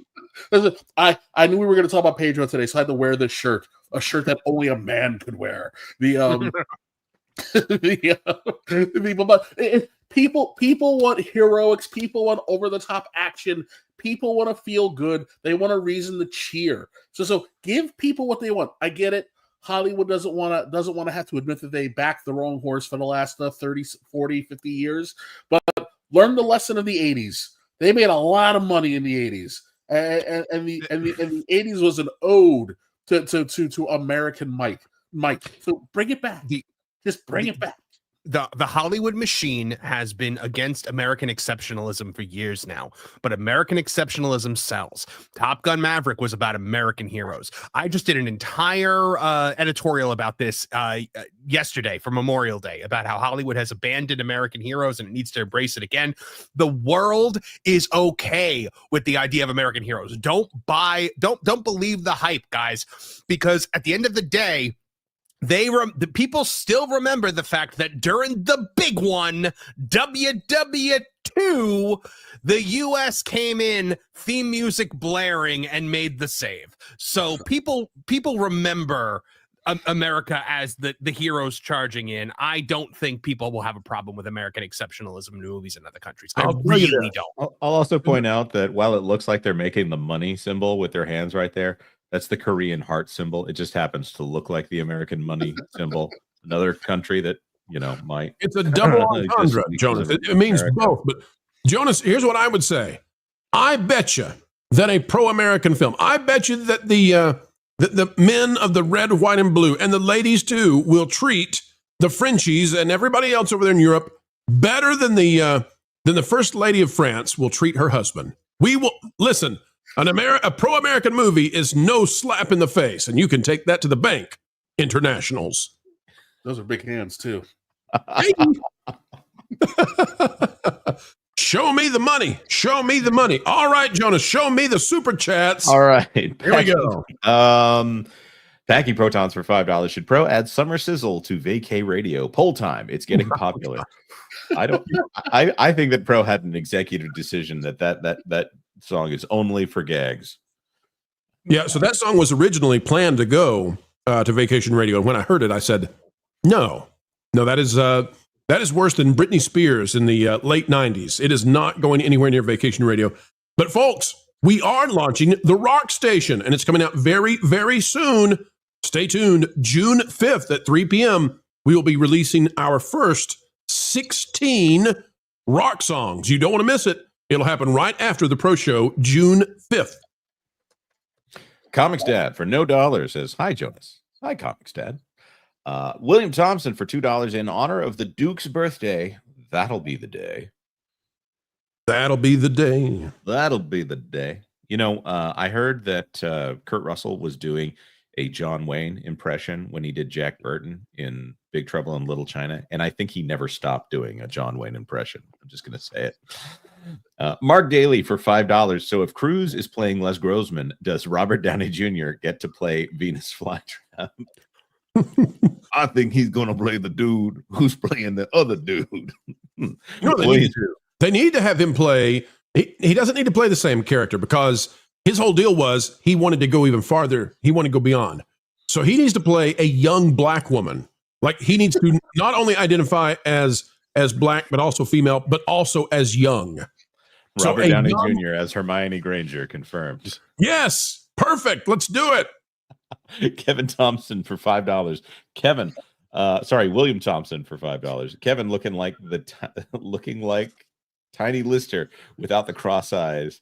Also, Marvin, I'll be there tonight for your stream. Plus, I'm ready to be a permanent panelist.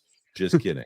William Thompson, tonight's the wrestling stream. I would recommend coming on Thursday night when we're having the 1-year celebration party for Toonie Talk TV. So that's going to be a good one to be at. But we also welcome you to the wrestling one as well.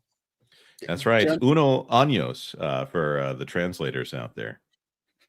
And uno años for the wrestling stream tonight. Packing Protons for $2. That Pedro Theater video looked staged to me. Doesn't it?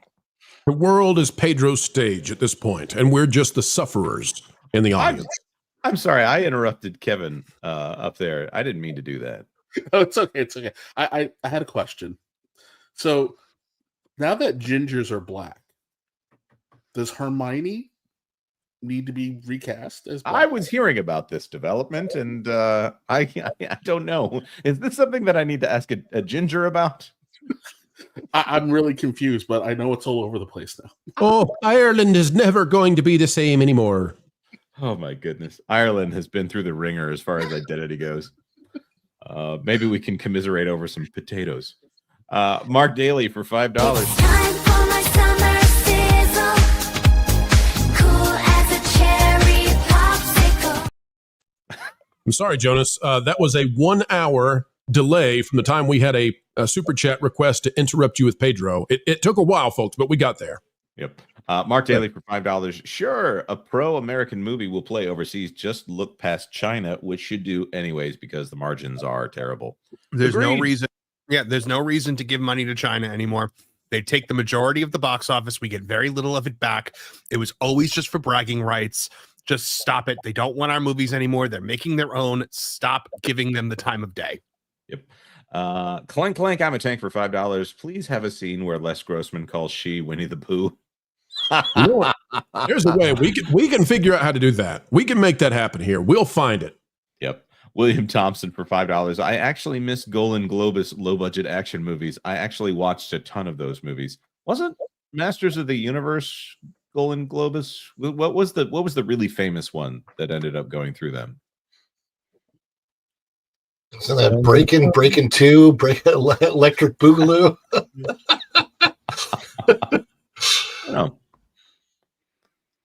All right, Pro. We're at the end of the super chats, and I'm through carrying this show, man. It's Jonas, time are for you to pick up the slack? Do I need to interrupt you anymore? Are we good on that? I mean, I can keep talking if you want to. No, set you up there. That's fine. I don't want to do it just to do it. I mean, it ruins the joke. It ruins the vibe. Jed Revan Wolf for $300. I am not going to. I'm not going to interrupt you. Don't pull up random chats just so I can interrupt you. That's not fair. Okay, it's fine. Just saying. It's fine. Hey, folks, you want to see something fine? Take a look at this. It's out of DSNY Newscast. Oh, DSNY. We haven't crossed paths in a long time. Goofy Core at Epcot is going to be a must visit if you have toddlers. Oh, coming to Walt Disney World this summer. A huge carpeted area that's a continuous dance party. Little ones are going to love dancing in here. A great way to get their wiggles out. This is what they've put inside that Communicore area. that has been basically pointless, empty, and looks like an airport. They've put this new goofy thing called Goofy Core inside there. Some people are fans, some people are not. Drew Smith says this: Goofy Core at Epcot's Communicore Hall is the perfect, all caps, offering for families this summer at Walt Disney World. Don't miss out. You can see there Goofy dancing with the DJ, and the kiddos, they're getting to sway as well. This is yet again another brand new offering from Disney, trying to answer back at Epic Universe. We've seen the Villains show. The Little Mermaid show is back. They're trying to claim it's new. It's really not. It's kind of just the same thing. New puppets, I guess. And over at Epcot, you can dance with Goofy now if you're 3 years old. Panel, I'm looking at this and I'm just saying to myself, maybe it's not the summer to do this. Maybe you needed something bigger. I don't know. I just, it's bizarre to me. I don't know who's coming up with these ideas, but these feel like the interns are getting to brainstorm, ideas. And these are like third, fourth, fifth tier ideas that the professor of the class picks up and looks at and says, it's not bad. Yeah, well, that's the Disney MO for the last decade has been, when in doubt, dance party. There's a great scene from The Office where Steve Carell is like, and now it's time to do my presentation, and then Rob Riggle as Captain Jack gets in his face and goes, nope, dance party. And I've always felt like it's just somebody asking, can we get a new roller coaster? Nope, dance party. It's very inexpensive. Can we say that? Is that fair? That this is extremely inexpensive to do? This is exactly what they do during, like, when the resorts are locked down for hurricanes. This is it. I'm telling you, I have footage of it. This is exactly what they do when the resorts are locked down for hurricanes. They brought all this equipment from the Contemporary or somewhere else, and they just put it over at the Communicore, and it's super cheap, super cheap. Okay, so this is what we're reduced to now, right? All that money, we're talking about billions of dollars spent at Epcot to transform it into a theme park that would be unlike any other. The concept art was amazing, all of that stuff. And instead, what they've done is we now have Goofy dancing around with a parachute thing that they have at almost every elementary school gym in the world. I mean, this is really something to see, Disney dropping down this low. And there is the argument, though. Some people are saying, listen, the kids got to have things to do. The kids like this kind of stuff. So you as grown-ups don't diss it because the kids miss it if it's not there. To which I say, I don't care. They deserve like a merry-go-round. That's amazing. Not something that you can do at your local, community center. They have these parachute things everywhere. They cost nothing. They're nylon. All right. I could go on and on. Am I wrong, Culture? You're a theme park expert. Maybe Disney sees something in this that I don't. Maybe this is what Communicore always needed to be. It didn't need to be about the future. It didn't need to be about the world. It needed to be about dancing with Goofy. Yeah, no, I don't think that was the original concept. From 1982, the idea was edutainment, no matter where you went, especially in the Future World area of the park. I'm like, look, at least they're getting these kids to do some gym time. These are gym activities that we had when we were in elementary school on rainy days. How much throwing the parachute up in the air. Culture? Say again? How much does it cost to get a kid into Disney World these days? I think I think minimum right now, the lowest price you could pay would be like $129. But I'm just trying to figure out how much it costs to take your kid to something that you enjoyed when you were in elementary school. Go ahead. Well, too much money. I mean, the average day for the average family is quickly approaching $500 to $700, and if you want to take advantage of the lightning bologna sausage, you're well over $1,000 for a family. Regardless, I wouldn't spend this kind of money to do these kinds of at-home activities. Is I guess my point. I mean, your taxes, pay for them to do this in gym class. The dance party stuff is absolutely ridiculous. The cavalcades were a poor man's excuse for a parade. I mean, Disney is reducing everything, and especially the entertainment budget. So, as Ron said, these are storm activities because I've seen them, and these are also, cruise ship activities. So it's just you have so many other options at Disney than these types of things that this just basically lays bare how bankrupt Disney is, not only because of their lack of creativity, but they're charging the most, delivering the least kind of a concept that has been entrenched now because of the people that Iger put in charge and because of his continued depreciation of the value that families get when they attend these parks. Trust me, as people start to be exposed to Epic Universe and the offerings at the older Universal theme parks, I think they're going to realize just because they want to go to Epic Universe, they have to go to the other two parks as well to, spend that time. They're going to waste that money. They're going to realize I get far more value here for every dollar that I spend, even if I do the paid, pay for the front of the line pass, which is actually a reasonable price, to be fair. You are going to lose market penetration like nobody's business. I have a feeling that I think I may have underestimated that they'll lose a quarter of their business. I think it'll be more than that. I think that 30% number that I was speculating could happen or is more likely here over the course of the next year and a half. So let's run through this. The things we didn't get. We didn't get the Mary Poppins attraction and land. We didn't get the double-decker looking thing that was supposed to be the pavilion to watch the fireworks. We are not getting the Muppet Vision 3D attraction moved, which would cost almost nothing, moved to the basically empty theater in the Imagination Pavilion, which would give Epcot a much-needed additional attraction and would give people something to do at a theme park that has very little to do other than get intoxicated. And instead, this all-day drinking party now has a place for the kids to go hang out in the AC while mommy and daddy drink around the world. And I don't think it's good enough. I think this is completely lackluster. Go ahead, Marvin. You missed one, Pro. The Play Pavilion, which was supposed to be for kids, taking over the Wonders of Life Pavilion. That was one of the backbones here, was the Play Pavilion, and they abandoned that. They abandoned that completely. Maybe this is discarded Play Pavilion stuff. And how quickly until drunken adults wander into this area without kids and start trying to dance with Goofy, because it's gonna happen. They could have thrown this in the Wonders of Life Pavilion and said, hey, here, we're using it for something. And at least that would have seemed like they opened something new at Epcot. They can't even do that. They used to use it as a festival center, which is now what Communicore Hall was supposed to fill the void of. But now I'm assuming that they got partially through the construction of the Play Pavilion, and the Wonders of Life Pavilion is just in complete disarray now. Jonas, are we being curmudgeons?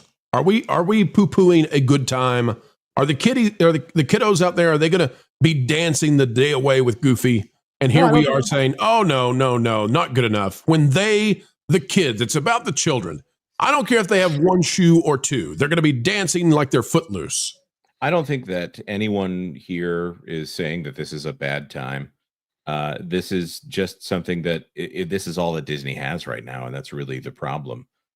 This is really not that great. Also, I kind of wonder how that huge Goofy costume is going to get underneath that big vinyl tent there. It's fine. It's not anything that I would specifically pay to go to. If we were walking past it and my kids were interested in it, sure. That bides a little bit of time here, but at the expense of Disney at this point, it would have been much more impressive if they actually put something that kids want to do that is just permanently there, like a play area, as opposed to something that is staged specifically with Goofy. This is also the kind of thing that you have to be watching your kids while they do it if they're at the age that they would really enjoy this, so that they don't end up, I don't know, knocking over Goofy or something like that. So it's also not a babysitting experience, which I fully expect they'll do like they do at the cruise lines and actually enact some kind of babysitting service there at the parks. You can have that idea for free if that didn't occur to you, Epcot. Where's drinking Mac around the world and check in the kids, lock them in there while you go drink around the world. Where's Max at, Jonas? Why couldn't this have been a tie-in with a Goofy movie with the anniversary? Because that costume is expensive and out at Disneyland. Get it back, Disney. Get it back. They got a Max costume or two down there in the utilidors. They can brush it off. They just don't have the 90s one, which is the only one that Disney is really monetizing right now. What's the name of the band? They have the Powerline one that they roll out at they roll out the Powerline one at Hollywood Studios occasionally. Ah, there you go. I just, this is fine. It's just nothing that I would want to. It doesn't sway me from, I don't know. This is competing with the Minions Land and the DreamWorks Land over at Universal Studios Florida, which of the two, the kids are going to choose the Minions Land and the DreamWorks Land. There's no question. Goofy's great, but this would be the parent trying to convince the kid that Goofy is better than Kung Fu Panda and Trolls and Minions and whatever else they choose to put in DreamWorks Land right now. And by the way, there's a Shrek movie coming out in the next little while. So I'm sorry. This is okay. This is not anything that anyone would want to shout about. It's not a competitive advantage for Disney. So I think we should enjoy it while we can. And the reason is because if Stitch manages to break $1 billion, and it's going to, the Disney parks, every dance party from here on out is going to be Stitch or Moana. Nonstop, everywhere. That's all you're going to see. That's all you're going to do. Maybe Encanto every once in a while, but that's it. So let's enjoy Goofy while we can, and at least it's another job for the taller among us to have something to do inside a costume at Walt Disney World. There you go, folks. That's the story. That's how they're answering Epic thus far. Bob Iger said, you know what? Let's get the dance party inside because dang it, it's hot down there in Central Florida.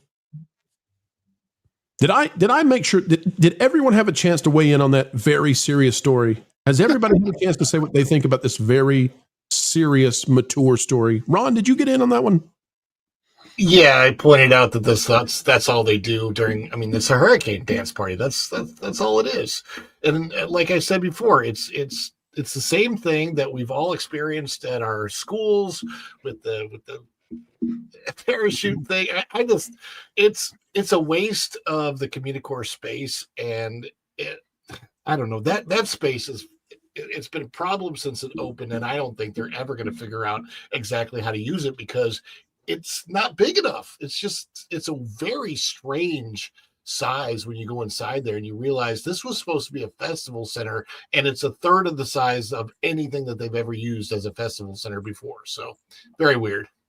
Yeah, and they didn't even bother to get rid of the quote unquote festival center they have because that tent's still sitting there. While we were talking, I pulled up the prices for the parachute and the rainbow light board on the floor. And you can get them both for Amazon. I'm talking the really big ones, like 35-foot ones. I can get it for under $300. All right. So that's the next That Park Place meetup. Okay. I can't wait. For one, I can't wait. Hey, Ron, did you ever play this particular character? I know you've done a lot. No, did you ever? No. Okay. Just making sure you weren't. Closest I got was at Six Flags, and that was Foghorn Leghorn. But this is true story. But I figured out. I figured out how to make this work. All they have to do is play that wonderful song, Summer Sizzle, and the kids are going to love it. Oh my goodness. You know what? That is the perfect punishment for families who wander into Communicore Hall. There you go, folks. That's what the Imagineers will come up next, and it's courtesy of Ron. Tell them Ron sent you. Yep. Are we getting the super chats here? Mark Daly for $5. Disney reminds me of Sam in that episode of Cheers when a new bar takes his business and his answer is to sell saltines with cheese as a snack. Yes. I was thinking of a different Sam, a celebration of all nations, but mostly America. Yep. Pro, this super chat is for you to read. Can you give me the tune I should sing this to, Jonas? This is a reference, I believe, to the show Archer. Oh, so I should read it as Archer then? Can you do an H. John Benjamin impression? Because I don't know. It's been so long. I could try. Let's see. Bob from Bob's Burgers, something like. Oh, I don't know if I can now. I don't know if I can do it on the spot. It's not one of the voices I do very often. For Pro to read, Jonas, hey Jonas, Danger Zone. That's not bad. That wasn't bad at all, especially with no prep. Mark Daly for 5. Pro's got it. A merry-go-round. Give it a Little Mermaid theme with seahorses to ride. It's not that difficult. Seahorses. They could just turn it into a kids club. Yeah. Well, they're putting in a carousel over there at Animal Kingdom and the Topical America's Land, and that's not a bad idea. They do need some C-ticket attractions that people can just go on, that they don't have to shout and pretend like it's the biggest thing ever. They need any attractions. Are you kidding me? Animal Kingdom. I mean, you look at all the offerings Disney has, and outside of Magic Kingdom, it's sparse, dude. Okay. Hear me out on this one. What if it's not mermaids? What if it's ocelots? Like a lot of ocelots. You're good. Anyways, I was trying to respond with a Metal Gear Solid reference. Thinking Heretic for $2. AI should draw someone eating a bologna sausage. Oh my gosh, a new clip? A new clip, you say? Jonas will love it when it comes our way. I would imagine it get played. I do say that often. Well, Culture, do you give us permission to take your likeness and put it into AI eating a bologna sausage? I don't think that's a good idea, guys. I don't While know. you're being shaved. Are you suggesting that there might be somebody who would think something different? And a giant eagle flies a single Air Jordan Nike shoe through your window. People might get the wrong idea because AI is trained on pictures from the internet. And then, anyways, Rick James for $2. I want Alien Encounter with a View host theme. Can you imagine if they all sat at the theater and the thing comes up for the alien and it's Anna Navarro or Sonny Austin is the if they could get the likeness pro and put them in the middle and have the alien encounter happen, that attraction alone would fill Magic Kingdom for years. Sonny Austin starts whispering a legal disclaimer in your ear. Mommy, Joy licked my ear. Ew. The lawyer comes in with the flashlight mid-show. Whoopi has terrible breath. Did you smell that? Oh, okay. Clank, I'm a tank for 5. Universal City Walk just needs to open a Jack Rabbit Slims themed dance party to enter Goofy dance party.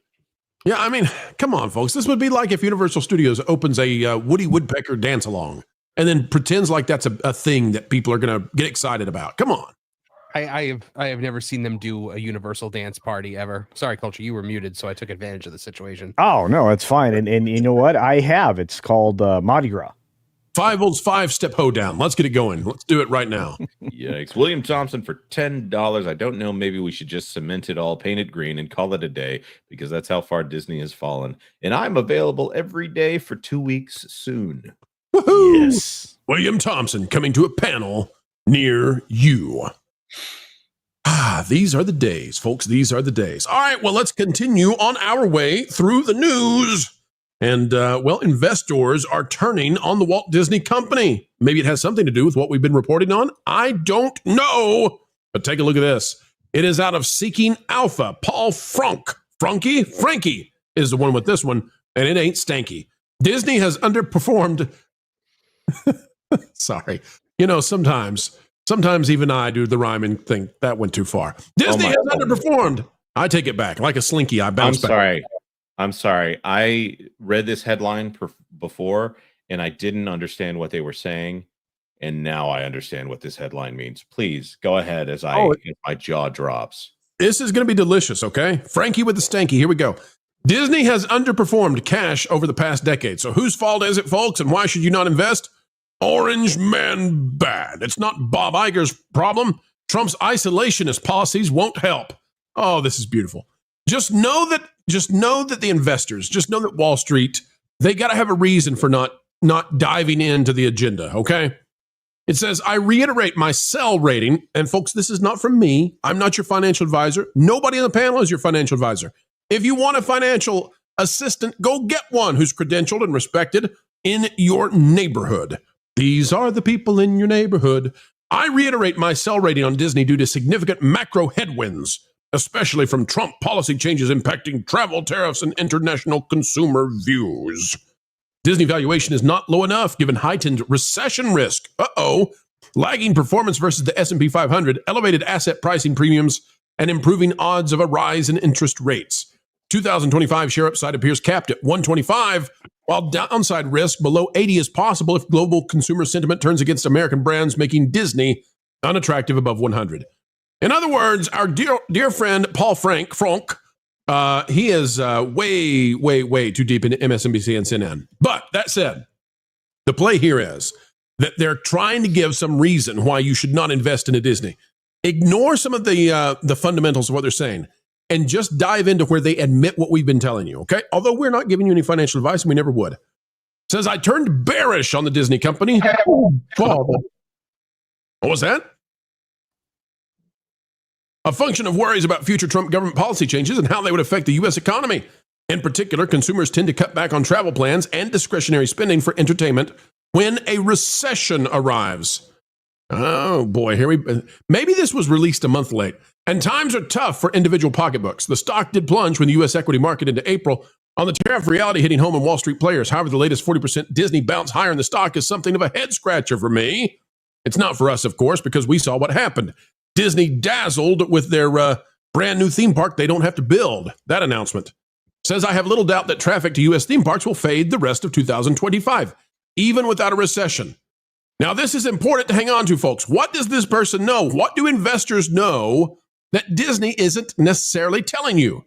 Why do they have confidence that even without a recession, that U.S. theme parks will fade? And if that's the case, ladies and gentlemen, damas y caballeros, this is the most important thing. This is the biggest profit driver of Disney by far, the domestic parks.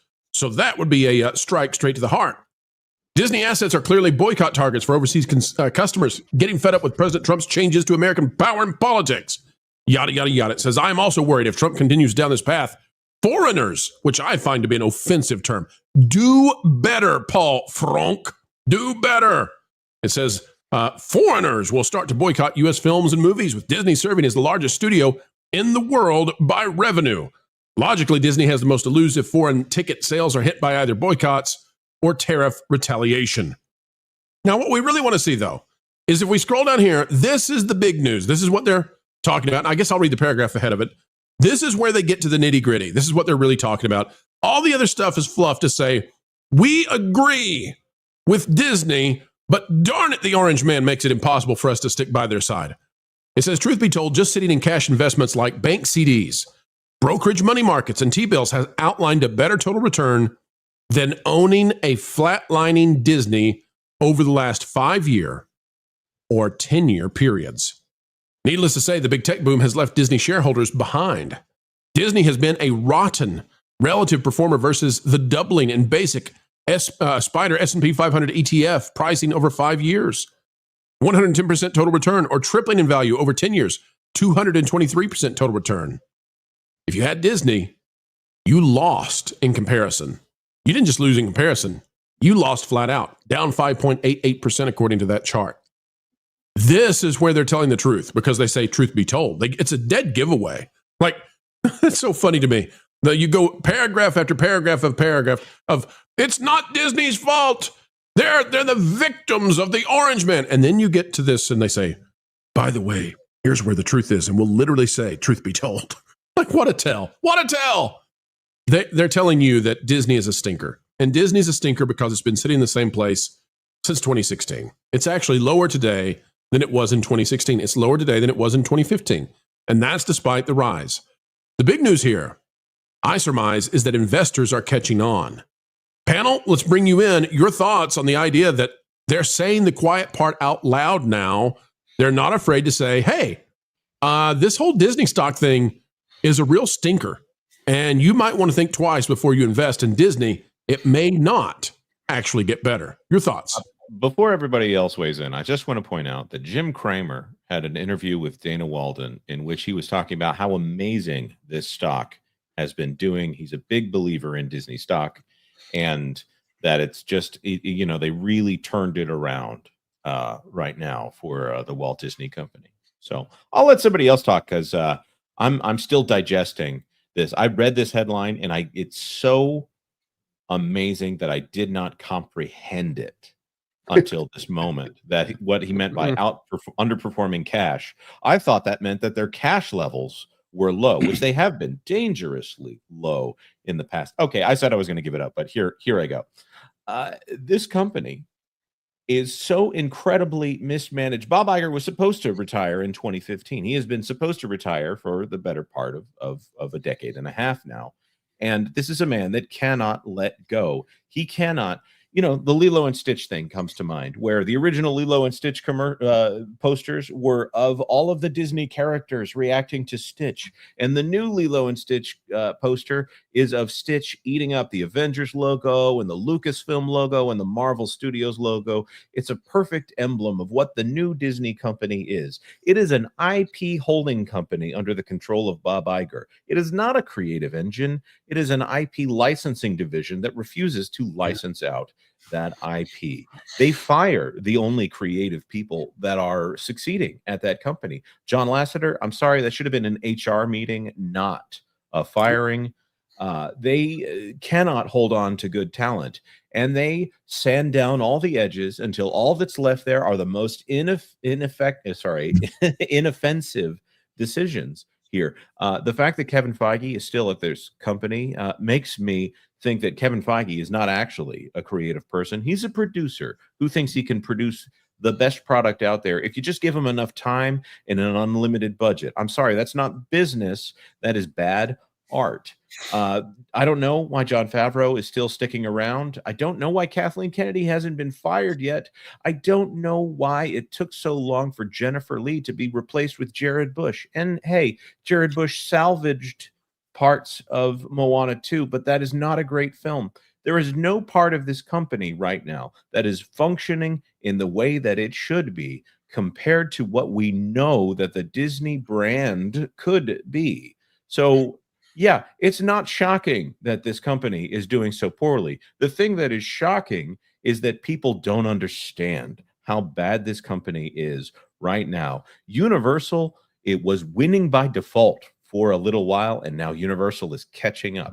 So Comcast, one of the most hated companies in the world, is beating Disney right now in consumer image and in theme parks. And Universal beat them at the box office a couple of years ago. What in the world are you doing, Bob Iger? Please leave, and you don't get to pick your successor for the second time in a row. Let someone else do it, because you are really bad at this job. Okay. Well, Jonas, I don't think you had a very strong position on that. I turned into Vanilla Ice in the middle of that, sitting here going, "Go Jonas, go Jonas, go Jonas." I'm sorry. Go. All right. Well, Ninja Turtles, let's break it out. Kevin, your thoughts? Well, and here, look at this. We've been having some issues today. Culture's back with us. Culture, why did you go away? You scared us all. I would say this is courtesy of StreamYard. So thank you, StreamYard, and your $1,000 a year I have to pay for you.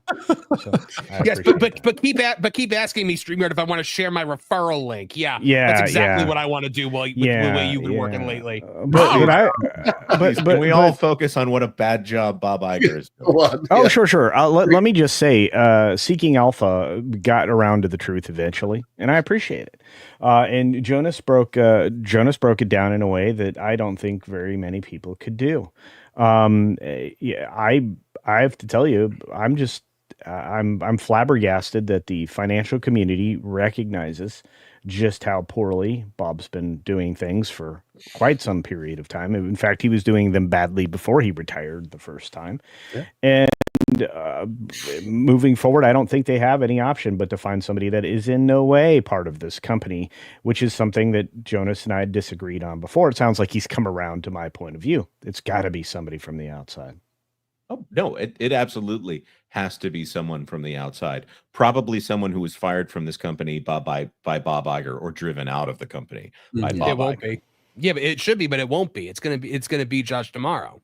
Yeah, well, we all believe that, and again, that is the normal path of promotion. But this honestly proves the point. The leadership at every level is poor. It's driving every single one of the studios and divisions the wrong direction. And I'm sorry, if they don't change direction, they will be an also ran. And as Jonas went about pointing out in probably the meanest way possible, Comcast isn't a beloved company, and yet they're winning. And they're winning the fans. And it's not just because of the theme park, although that's in large part right now. They're going to kick the crud out of Disney for a minute.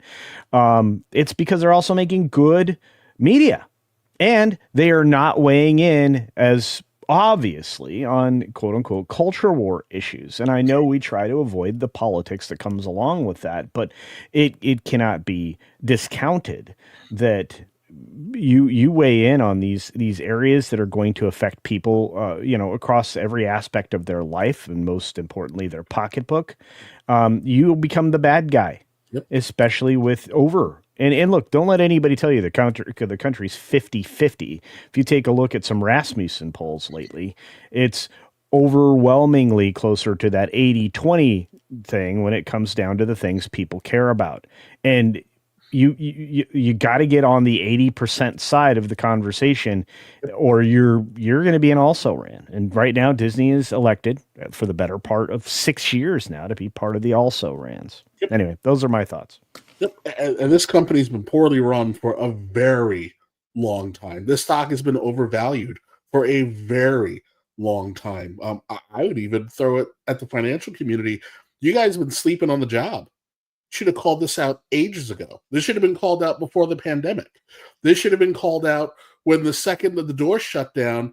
The company was what cash poor within 15 minutes of the lockdowns. So that means that a company that who prides itself on making billions upon billions of dollars in the theaters couldn't withstand being closed for 2 weeks before they were out of money. Which means we have a spending problem. Sorry, I'll have something to add there when you're done. So it's the fact that, well, listen, yes, he got around to telling the truth, but trying to throw the preamble of Orange Man bad in there. Okay, so isolationist, I guess apparently that means anti-war, America first, something that everybody and their mother can agree on. It is a low overdue take on American policy. People are just kind of tired of having to go fight in other countries for something that isn't going to do anything for us. People are tired of not having jobs in this country. People are tired of the velocity of their dollar being reduced almost down to nothing. What happens in someone's home is not indicative of what's happening in the Disney company. And as a company, they should be mindful of what's happening in people's homes. The Disney has decided to run opposite of anything and everything that drives the standard American household, and in favor of supporting and purporting, dual income dinks who live in a myopic bubble and sniff their farts all day. This is counter to reality, and the fact that no one has taken the time to say, "Hey, this is kind of a garbage stock." I get it. They have institutional shareholders who will make sure that nothing ever really happens to this stock. But if my 401k is tied up in this dung heap, and I'm watching this company be run into the ground, you know what? The people whose lives are going to be impacted should have a lot more say in what's going on. Why Iger has been protected for as long as he has, it's bloody well criminal. What's most likely going to happen when he decides to exit is probably going to be close to bloody well criminal. But it's time for people to start getting really irritated and calling this garbage out. Disney is not a family company. It is a waste money company. And yeah, the fact that a despised cable company is essentially dog walking you in terms of public perception and approval, it should tell you just how poorly this company has been run. This is goofy. And let me show you guys something interesting, Kevin. Great points, all. I love to step in the time the go back machine, and then we're gonna hand it to Jonas. Jonas, I think this is gonna help you out though with some real frivolity here. Notice this was from 2022. The stock was crashing according to the geniuses. It was at 125.36. It was crashing. They must get rid of Bob Chapek. He had to leave as fast as possible, despite the fact that they were doing everything they could do to crash the stock because he was moderating the company, and they didn't like that. So this person said, Disney is the worst performing Dow Jones stock of the past year. It's fallen more than 30%. Good. Angry about Bob Chapek. Again, 125.36. What is it today under Bob Iger? Folks, it's had a resurgence. It's resurged to 112.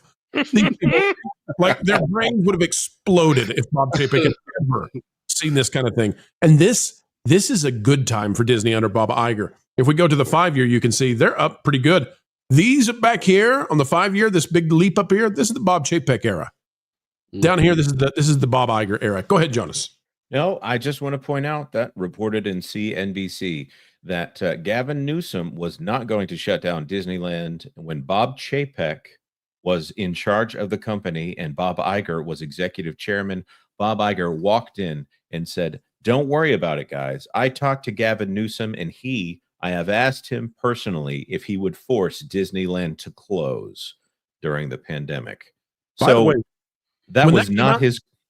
Go ahead. Well, when that came out, Jonas, we went back and looked at our reporting from back then, and things lined up. I don't exactly remember now how it all, but we lined up those things and said, "Oh my gosh, this makes it make sense now." What we were hearing behind the scenes about these people so confused. Anyway, go ahead. No, and that even though Bob Chapek was the CEO of the company, put in place by Bob Iger, it was apparent that Bob Iger still wanted to be CEO of the company. He just didn't want to be accountable to the shareholders. So he went into the only place that you aren't accountable to the shareholders, in the board of directors of the Walt Disney Company. Because if they were accountable, those seats would be changing a lot more rapidly. So that's an ironic statement for those of you who don't understand. That is the shareholders, the board of directors is specifically put in there to be accountable to the shareholders, to keep the management accountable to the shareholders. That is not a function that the Disney company has had for a very long time. Neither is the auditing function of this company. They have had the exact same auditor since they were publicly listed. I don't know what it has been, 70 years that they've been on a stock exchange and only had one company checking their books. That stinks, by the way. That information is courtesy of Mexican Iron Man and verified there. This is a company that is so mismanaged, and it has been mismanaged since 2005. And one guy has been in charge of it completely for all but 11 months. And even in those 11 months, he was still in his same office. Bob Iger never left the company. Bob Chapek can be blamed for almost none of this. This man is an incredible PR person because everybody thinks he walks on water, and all he does is waste money, waste time, and kill great companies. Anybody watch a good Muppets movie lately? Anyway. I was just going to say, from the perspective of somebody who has been very involved in Walt Disney World over the last decade, that on the ground, outside of entertainment is very, very easy to see the decline of this company. On the ground, Walt Disney World, where the Magic Kingdom is the flagship park of the Walt Disney Company, it is very easy to see the decline. I would have never fathomed to myself to be less of a Disney fan than I was a decade ago. And, moving to Florida in 2009, being able to go to the parks all the time, it was like a dream come true. And now it's drudging to go there. It just doesn't even feel good to go to the Walt Disney World parks when I compare them to Universal or even the SeaWorld park. And when you see that kind of a decline on the ground and you think about who's been running the show, obviously I don't give stock advice, but just being able to see the physicality of the decline in what they're teaching the cast members and the standards that used to be kept and the standards of cleanliness and all of that, the maintenance, seeing the outside of Tron just have this black gunk all over it, the smells in the park, the leaks in the Magic Kingdom, the leak at Epcot where you literally have sewage draining on people's heads while they're waiting in line for Soarin'. That never would have happened in the past. And I am not an investor. If I was, and I don't give financial advice, but just looking at the physicality of it, I would say that's where you can see the decline. And it's just, for me personally, as somebody who loved Walt Disney, loved everything he did, it's just very, very sad to see what has happened to this company under this one man's leadership, Bob Iger. And of course, the board and the investors couldn't go see him during the pandemic. He was too busy in his shower, which he was keeping in his office in Burbank. Oh, Bob. Oh, Bobby, you and your hippos, you and your showers. All right, folks, we've got the power. We've brought it to you. We've shown you what investors are saying. Don't forget it. Let your buddies, let your pals know. Let the cupcakers and the pixie dusters see that even the investors who are so anti-Trump, the ones with the TDS inside their heads, messing them up, they're even saying rut-row to Disney. All right, Jonas, we're saying rut-row because we've gone so long without super chats up on the screen. Let's do it, sir. Yep. Flying blind on a rocket cycle for $4.99. How many ocelots can an ocelot lot if an ocelot could lot ocelots? An awful lot. Aldo's Journal for $4.99. And Behar shakes her wig in front of you and makes you swallow the strands of orange hair. You know, this could actually be scarier than Alien Counter. I'd be terrified. Being in a dark room with women of the view, you bet I'd be terrified. I'd be the one screaming, I have to get off. I have to get out of this ride. There's very low chances you'll run into an alien outside of the ride, but there is never a 0% chance you'll run into Joy Behar. C&D Designs for $5. Disney is the devil. Yo, Jonas, and hail to all. Everyone here is awesome, both panel and chat. Hail the rebellion and have a great day. That's right. Hail now we want to be a little careful, although I do get the Mama Boucher reference here. It's the Bob Iger company we don't like. Walt is wonderful. Welcome to the Walt Right, where we remember what Disney once was. That's right. Tennille 89 for $2. Sanctimony is a negative, not a virtue. Fair enough. And thank you very much, Tennille 89, for your 10th super chat. Mark Daly for $10. Disney worse than Comcast. If I listed every issue I have with Comcast, this super chat would cost more than my Comcast bill. And Disney is worse. I'm stunned, speechless.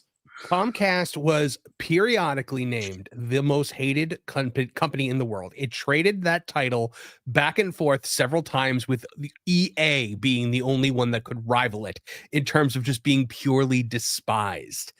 And they have managed to outdo Disney. It's incredible. It is quite the feat. I'll tell you this. I think Microsoft is actually going to aim for that next, because Microsoft is making terrible decisions. And the only thing that's kept Microsoft where they are is that every computer out there that's non-Apple has to run with Windows stuff and Office stuff, right? Well, I don't know if you guys have seen this.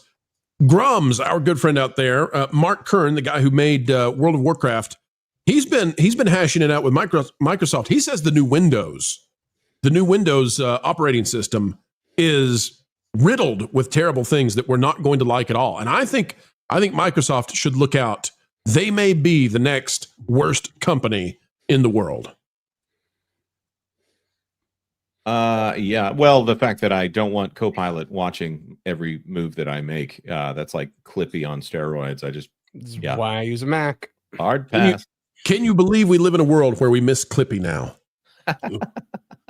Mark Daly for $5. I got to say, Jonas is going medieval on Iger.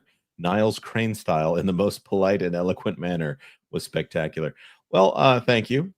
I prefer Frasier, but you know, to each. That's some high praise, though. Any of the Crane boys. I mean, I'm fine. I'm listening. That's all I'm gonna say. Jonas, what do you think about a Clippy live action reboot? I think that guy would very easily stab someone in the eye. Yeah. Oh, Clippy. Why not Microsoft Bob? Cyrano D. Bison, $29.60 for $5. Break in my duty day. Contribution for the VIP giveaway, and congrats on 100K. Proud to be part of this WDW Pro family, warts and all. Hey, let's not be talking about culture up there. Okay, he's gonna do the thing for the kids. He's gonna do it. We promise. And also Cyrano gifted 1 WDW Pro membership. Let's get that Bison up on the screen.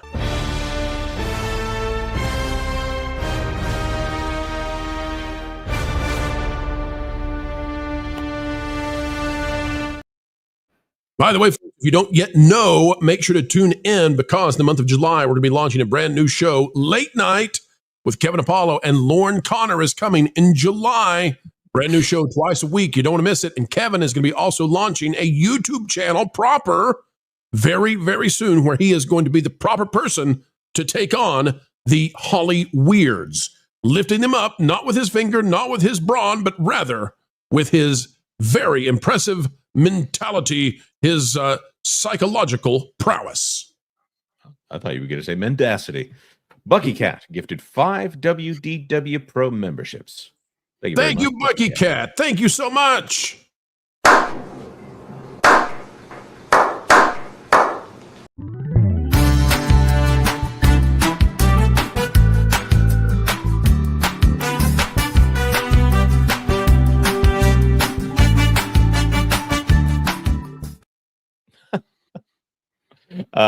Planet AB for 5, or is it Planet Ab?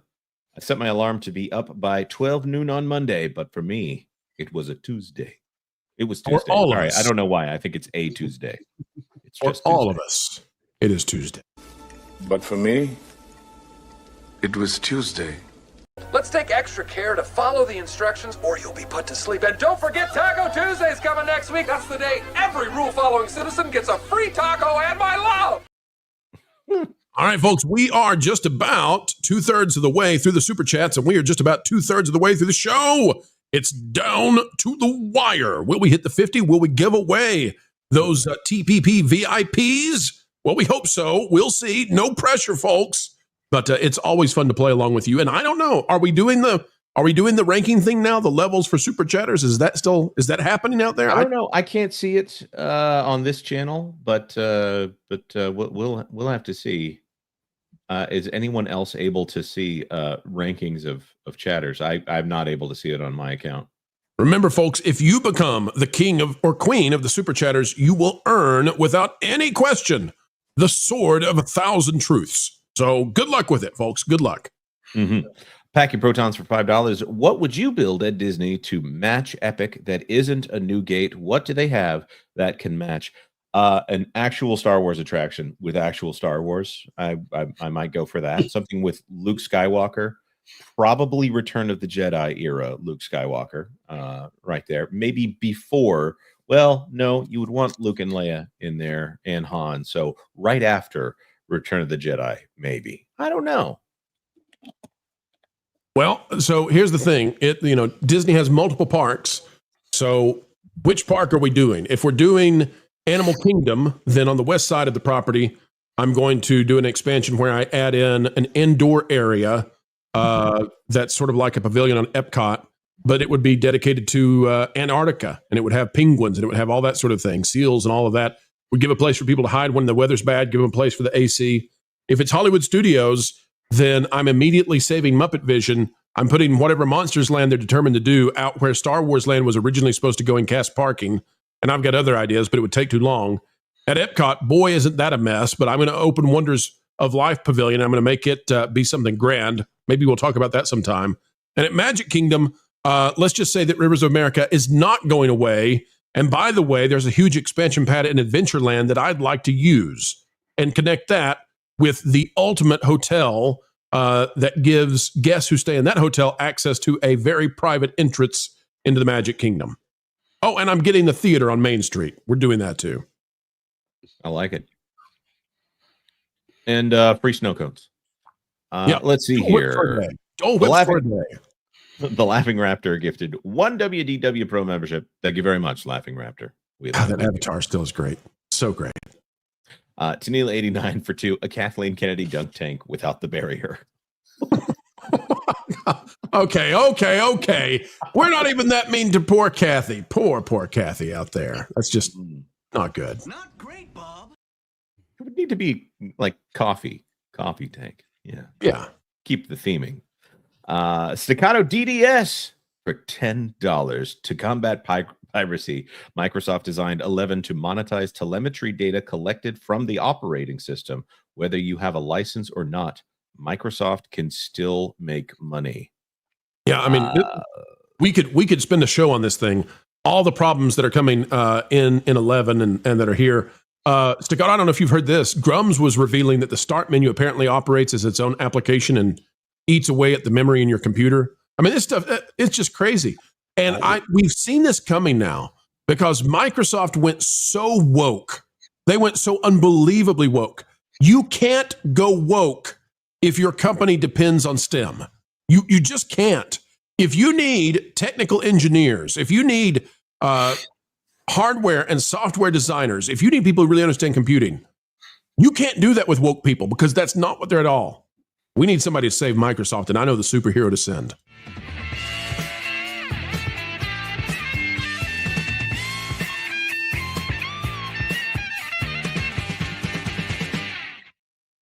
It's been too long since we played that one.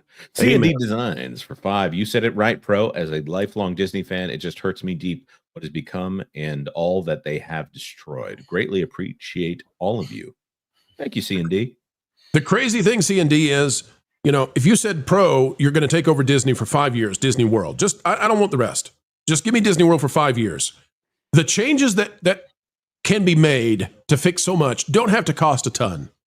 They make decisions that just are mind-numbingly dumb that you don't have to do that. Like this whole Rivers of America thing in the Muppets. Neither one of those has to go away. You can do everything you want to do without touching them. It actually costs more money to destroy them. It's bonkers. It's crazy. Oh, and we get rid of any kind of line skipping feature slowly over time. Wean the company off of that. That's right. Wean them good. All right, folks, we'll do what we should, and that is to hit the next news item. Hollywood is learning, maybe, kinda, sorta, the story from That Part Place. All right, folks, Marvin Montanaro has this one. Hollywood undergoing conservative reboot. Cultural recalibration. They'll never admit this out loud. Leaves DEI behind as traditional values take the spotlight once more. Hollywood isn't just changing, it's culturally recalibrating. Behind the glitz and glamour of red carpets and studio premieres, a new wave is sweeping through the entertainment industry. It's not driven by flashy CGI or prestige Oscar bait, but by something far simpler, traditional values. Welcome to the rise of conservative Hollywood, an evolving entertainment landscape where stay-at-home moms, cowboy hats, and Bible-quoting reality shows are no longer punchlines, but they're primetime, baby. Reality TV is leading the charge. On Fox's Farmer Wants a Wife, women from Malibu to Nashville aren't looking to party. They're looking to marry, raise families, and settle into a rural, values-first life. It's on Hulu. What? One contestant, 22-year-old Julia, handed her potential suitor a framed bikini photo of herself in a cowboy hat. Her cheeky? Wait a minute, which cheeky? Way of saying she'd play the part, even if she refused to shovel cow manure from bovine patootie. Grace, who is 23, dreams of becoming a stay-at-home mom with her 4 kids. Jordan, 29, a country singer from Tennessee, said she'd move cross-country for the right man. While politics have never spoken aloud on the show, the underlying message is clear. Marriage, family, and faith. These women are part of a growing genre reshaping mainstream entertainment. More conservative projects are getting greenlit, says Colin Whelan, a former TLC executive and founder of Conveyor Media. People are pitching more shows like that because they realize that's what's selling.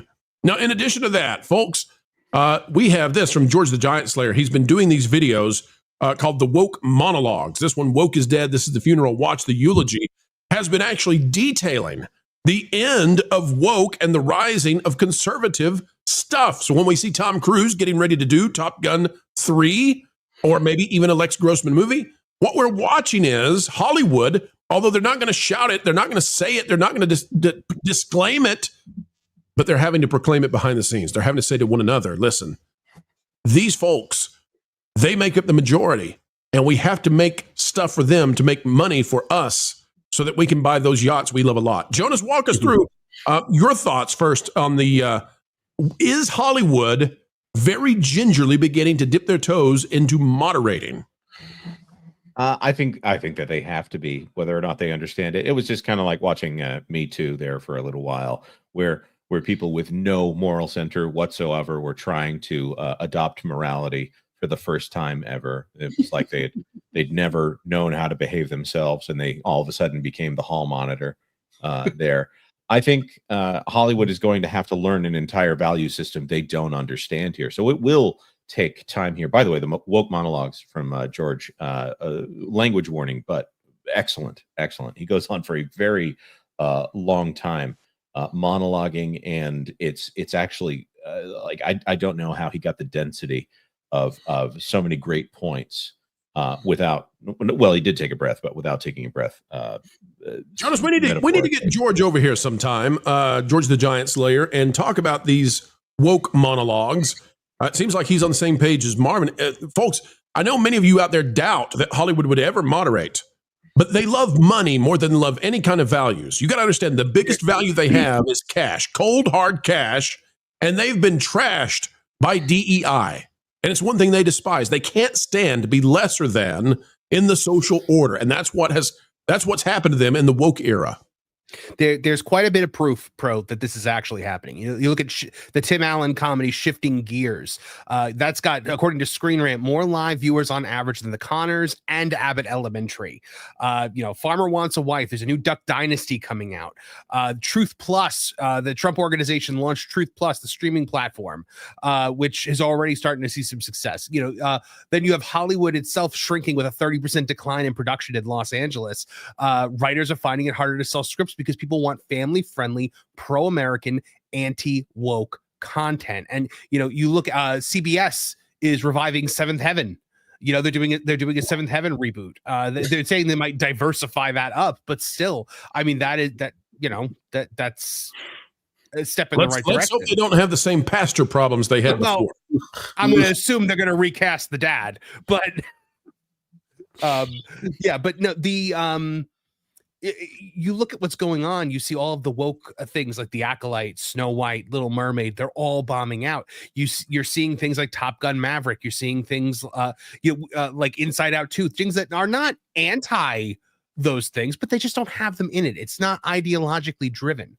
They're trying the people that I quoted in the article that are trying to push back on this are saying things about like, well, Gen Z is never going to stand for this. And I'm like, well, Gen Z doesn't watch TV. Gen Z doesn't watch movies. Gen Z watches TikTok. So Gen Z doesn't get a say in this. Also, Gen Z's abandoned them. Gen Z is trending in the opposite direction of loony wokeness. It was unforeseen, and we have some people that we can give a lot of credit to doing that. Sorry, I just wanted to throw that in there. I was going to say 2024 Harvard Youth Poll. Only 9% of Americans aged 18 to 29 in 2004 first quarter believed that the country was on the right track, and that was knee deep in the Biden administration. Right, and you've had the Rachel Zegler situation where the downvotes came pouring in. You've got the current situation where, despite its box office success, some people are less than excited about Lilo and Stitch and the change to Ohana. If that exists, I'm not saying it does. I'm just saying some people are interpreting it that way. There is a real worry, I think, inside of Hollywood that the upcoming generation, the young'uns, folks, have decided that they're done with woke. And as they begin to make that turn, they're the ones who will be having the purchasing power. And that's what Hollywood has to get ready for. They have to get ready for a more conservative generation that's coming in. When you try to teach kids basically everything that we used to teach them is right is wrong, and everything is wrong is right, you've got a huge problem. And I think kids, more than anything else, they have a sense, just a natural sense of right and wrong, and they can tell when they're being misguided, misdirected. And I see my boys. I have a 22-year-old son, a 12-year-old son, and the things that they like just the fact that look at my 22-year-old son doesn't want to watch any of the new Star Wars stuff, but begged me to go take him to Revenge of the Sith when it was out at the theater. I mean, it's a cultural shift, and I think a cultural shift in the right direction because of an automatic pushback to what we kind of call woke. There was a lot of leftism to it, and a lot of things that people just kind of know intrinsically this stuff isn't right. I personally have just finished rewatching the series Chuck for the second time, and I look at that series and I wonder, could a series like that be done today? There's virtually no what I would call woke in it. As a matter of fact, it leans into families and marriages. The people that get married on that show stay married. They have children. They have a family. The series ends with two people that are married, likely finding their love again. I mean, to me, I'm watching that show and I'm like, this is magical, but could this be done today? And I know Zachary Levi would love to do a Chuck movie. That's still one of his dreams. I would love to see that shift in Hollywood. And I hope that we do see it. I hope we see more, Top Gun Mavericks. I hope we see more of this. I would love to see some of the movies that we watched in the 1980s, that type of a movie come back, but with, all the things that Hollywood can do as far as, CGI and things these days. It would be great. And I think it would be amazing to see Hollywood have a revival, not because of what they've been the last 10 years, but because of the types of things that they were when they gave the country hope. I think that's what we need to see a lot in this country right now is hope. Now, speaking of stars and franchises from the 80s, let's go to the 90s with Kevin Sorbo, Hercules himself. Culture, I'm going to come to you. I want to show how quickly things are changing because this video came out in January of this year. Now, Hollywood, just 5 months into the Trump administration, is already shifting dramatically as polling that I believe they don't want you to know about is suggesting they have to change. Here's what Kevin Sorbo was saying about Hollywood just 5 months ago. I've got 30 scripts in my production company right now at Sorbo Studios, and they're ready to go. I got crews, I got locations, I got everything for all of them. I'm just on the phone every day, going to funders saying, guys, we need to change the culture here. And I keep telling these wealthy guys that I meet that throw millions of dollars at politicians. I say, I'll tell you right now, you have a better chance with me putting out movies like I do that reach a lot more people and have a better, more positive impact on them than any of these politicians are going to have. Trust me. Good. I've got 30 scripts in my. All right. Well, hold there. Culture. Do you have optimism about this, or do you feel like this is sort of what would you say? We're believing an oasis is there, but it's all just a mirage. No. He's 100% right. This would be a true counteroffensive. Because we've been look, I said it earlier, we're not really a politically driven show, but unfortunately politics has infested everything, including and especially entertainment. And for that reason, I'm going to say this is his efforts here. Kevin's efforts here is a counteroffensive. You are essentially directing the culture back in a more positive direction for humanity. He's got 30 scripts. He needs 30 investors that have, deep pockets that would normally throw that at very corrupt candidates. And he's not going to do that. He's like, look, use your money to actually change culture directly. We need a cultural shift in the next 4 years that leads more and more people farther away from this identitarian gobbledygook, right? The bologna sausage that's driven by neo-Marxism coming straight out of the Frankfurt School all the way back in the late 30s. This mentality of divisiveness has to be eliminated. We were a unified world coming together at the turn of the century, right? We went from one turn of the century that Walt Disney honors in his parks to the last turn of the century where we are eliminating all of this junk. And it was brought back in a big way to divide us so that the powers that be could divide up the world again. The only way to divide that is to divide culture. And that's exactly what's been happening. So Kevin Sorbo introduces the idea of reintegrating culture, bringing everybody back together through the most culturally relevant thing we have, which is film, which may be one of the reasons why they're trying to force everybody to streaming services. So you just get to consume what they want to produce. And it's not working because it's not financially viable. And point to me one streaming service outside of Netflix, any also rans out there that is financially viable. And you can't. Everybody else is putting money out there with no return. Maybe Angel Studios, but they have a very different business model. Aren't they traditionally a studio? I thought you said any streaming service. Oh, I'm sorry. They have a streaming service that I'm unaware of? Yeah, they do. Angel Studios. It's great. It's profitable?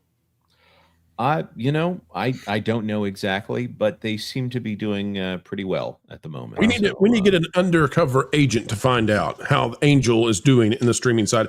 Ron, before we move on, was there something you wanted to add about one of the individuals? I don't know if you're allowed to even talk about it. Do you want to say? Because some people wonder, are these people legit? Are they real behind the scenes? Is there something? No, it's just, I've worked with Kevin. Kevin's a great guy. That's all. It's really Kevin who? Kevin Apollo? Kevin, well, yeah. Kevin Sorbo. Kevin Apollo's wonderful. Oh, Kevin Sorbo. Okay. Both Kevins are great. Yes. Please tell me you were on Hercules. I was not. I wish I was on Hercules. That would have been really, really cool. No, we were just in a. I did a voiceover where I played the voice of God in a movie that he's in, and then just a small scene in another movie. A couple movies. The day that I was on the set with Kevin, though, he was extremely gracious to everybody. Very, very nice. He had his son with him. His son's in the movie. He's an all-around great guy. Like that's what I got from the day. And then he was, giving things away, and it just, I don't know. Just all I can say is I hope that Hollywood turns to more people like him in the future. Not because of conservative politics, not because of policy, just because of good values. That's what I would say is more than anything else, just good values. When we teach, we used to teach, the movies used to teach hero, villain, good guy, bad guy, and you root for the good guy, you root for the hero, and there's no weird nuance about, 1,000-minute backstory about why the bad guy became bad and all the psychology behind. No, I'm like, you know what? Just teach good, just teach evil. It is what it is. Now it's Kevin Apollo in Hercules. No, but Kevin Apollo is Hercules. I'm convinced. Jonas, what in the world do you have up in the backstage area? What is that? What are you doing? I was sent something on Twitter, and irate specialist just wanted to point out that yes, my admonition was correct. What in the world is going on? This thing's doing a dance here. Oh my gosh. Jonas is right. It wasn't a good idea. What the? Not like this. No. Culture, not only are you holding a hot dog wiener, your beard is back, and it appears you have gained 60 to 70 pounds in hot dog consumption, sir. How many of those bologna sausages were consumed here? I look, that's not bologna sausage. Look at the weight loss, folks. Everybody give a shout out to Culture. Look, Culture. You the biggest loser. Man. Hey, you lose it first in your face. That's where you lose it. My 70 pounds of weight loss was all face. Man, you must have shaken out a bunch of Polish sausages. That is impressive, sir. That is impressive. Wow. Anyway, I actually have a bologna sausage emoji I could send you. All right, folks, let's have an intervention right now. If he brings up his bologna sausage one more time on this show, it's over. It's over. I can't. If he brings up his bologna. Oh, hey, Culture. Sorry, man. StreamYard issues, I know. It's been rough today. I keep getting booted out for some reason. It was a time when StreamYard was petty and cruel. To me, specifically. In a world where bologna sausages are part of normal life. And they played streamers with suffering, and only one man dared to challenge their power. Bologna sausage man. Coming to theaters 2020 never. I love intros like that. I like the gargoyles intro. I miss it. 1,000 years ago, when superstition and the sword ruled. I don't sound like Keith David. No one sounds like I Keith speak David. I talk along with the Hercules intro. The Hercules possessed a strength the world had never seen, a strength surpassed only by the power of his heart. Like, I love it. It's so good. So good. All right. Bro, you ready for some super chats? Yeah, I do. I want to give a shout out now, folks. Mexican Iron Man is out there. You know him. You love him. Mike, we love seeing you out there, sir. Just about 10 seconds of the clip because we celebrate whenever Mike is out there in the audience. I thought that chicken tacos are better than the rest. Are you ready for perfect, authentic Mexican cooking just like your mama used to make? Come on down to Mexican Iron Man's Rabbit Chicken Tacos and Lawn Care Services, where not only do you get the freshest in Mexican cuisine, but you also get a fresh cut lawn. Good to see you out there, Mike. Hope you're having a great one, man. All right, now the super chats, Jonas. All right, Butter Biscuit. It was a time when Butter Biscuit sent in $5.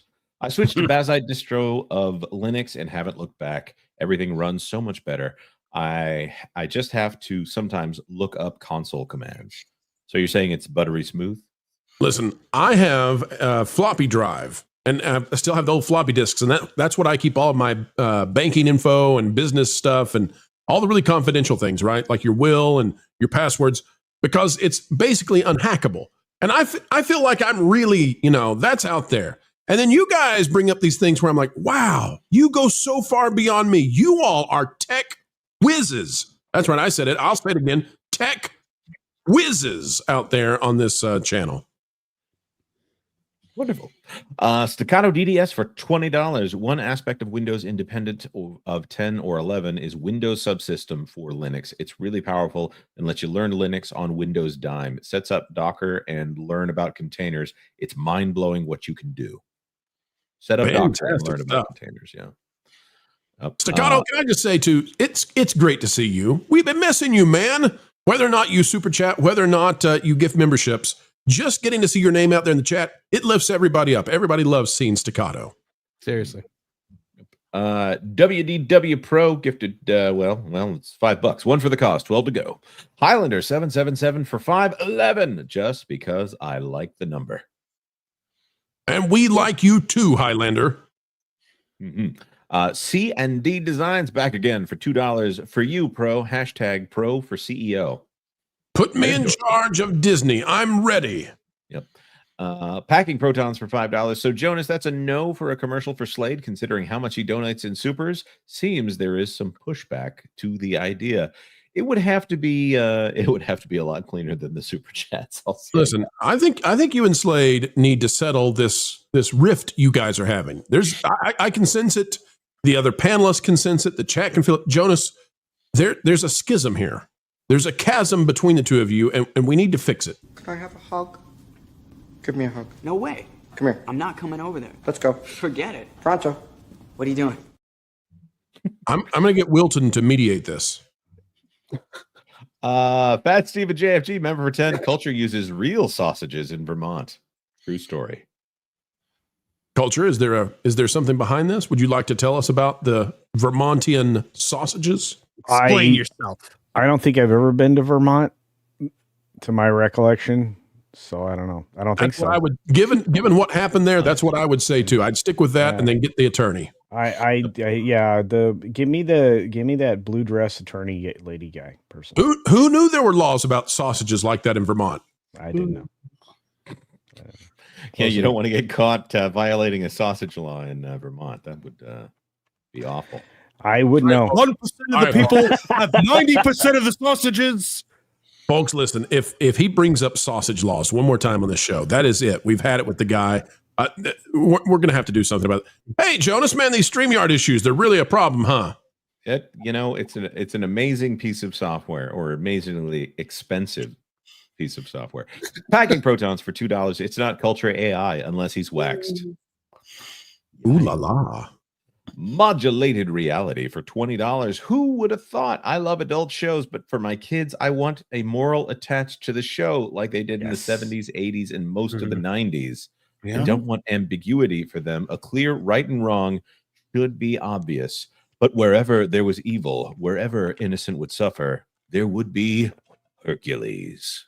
Can I tell you something too? Hercules. Almost always, even if it's not as clearly embedded, almost always, you actually do want a moral inside even a grown-up show. It's not as clearly evident. It's more integrated because we have a more mature way of looking at things, but almost always, and it's actually the nature of storytelling. Like, without a moral to the story, it's very difficult to get out a reason to enjoy it. And comedy, by the way, is the inversion. So when you watch something that's funny, what you're watching, unless it's like scatological humor. So if it's fart jokes, that's different. If it's a kick in the crotch, that's a different kind of humor. But most comedies What they're doing is they're inverting your expectation at what the moral would be and representing it to you in a funny way. And then that's what gets you to laugh about it. Absolument. Toontown TV for 5. Kevin Apollo was a professional Hercules. I tried to make this joke and got cut off before. It's Sorry. true. It's true. He used to get sent off to all of the problem locations that were being besieged by monsters to save the day. And I used to say to him, you are literally living your everyday life is every episode of Hercules. Kevin, is it true that you've taken down more than a few kaiju? Yeah, I have slain a couple of hydras in my time. It was every episode. It's Hercules is walking around, and somebody runs up to me and goes, "Oh, Hercules! Thank God, my village is under attack!" And that was his. That made me Aeolus, of course. But listen, that's either the script to every single Hercules episode, or the way that Pa Ingalls has to interact with everybody on Little House on the Prairie. If you watch Little House on the Prairie, what you find out is that Pa was essentially Hercules. A little shorter, yeah, but they both were homesteaders, at least until the Legendary Journeys series started up. You know, you go watch that Little House stuff, man. It gets dark. It's like, oh man, the Olsen's farm was just destroyed by Godzilla. Pa's on it. He's on the way. Hold on. First, he's going to go to church. Then he's going to kill. I mean, there were some episodes where there was the episode where Pa had to get a job working at a mine, and some guys waving around dynamite and straight up explodes. Yeah, you know? I'm telling you, it was dark. It was dark times. Don't let that theme song fool you. There's some pretty dark things that happen in that show. They thought about having a crossover where Pa and Lassie got together, but it was so powerful, it was so intense that they couldn't do it. Little Laura fell in that well. Dragon Queen for $2. You know, Lauren never watched Hercules or Xena. Maybe that's why. We discovered this on Toonie Talk TV that Lauren has never watched Hercules or Xena. Listen, everybody has a flaw. We found Lauren's. Return the Dragon Queen. The Laughing Raptor for 5. All this bologna sausage talk makes me think of hot dog fingers from Everything Everywhere All at Once. All at once. Yep. Packing Protons for 2. Let's see how fast Google AI can do a culture here. Oh no. Modulated reality for 10. Would any care if race swapping occurred with morally clear shows like mainstream media KIK to do? I think not so much. Just a thought. All right, so let me dive into this. This is a deep topic. On the race swapping deal, we at least me. Now the others can say what they think about this, but I am not philosophically automatically against the quote unquote race swap. Like, I want in most cases, I want the best actor you can give me. If there is an established character and if their identity or their race is important to the character, then it has to be a pretty darn good reason that you're going to make a race swap or a gender swap or anything else. If you can justify it in the story, then okay. The problem is that this became a trope where they were doing this and it was part of a quota system. It turned into some sort of weird ideology where in order to take down the patriarchy, they had to do this over and over and over in every show. Well, that I got to say no to.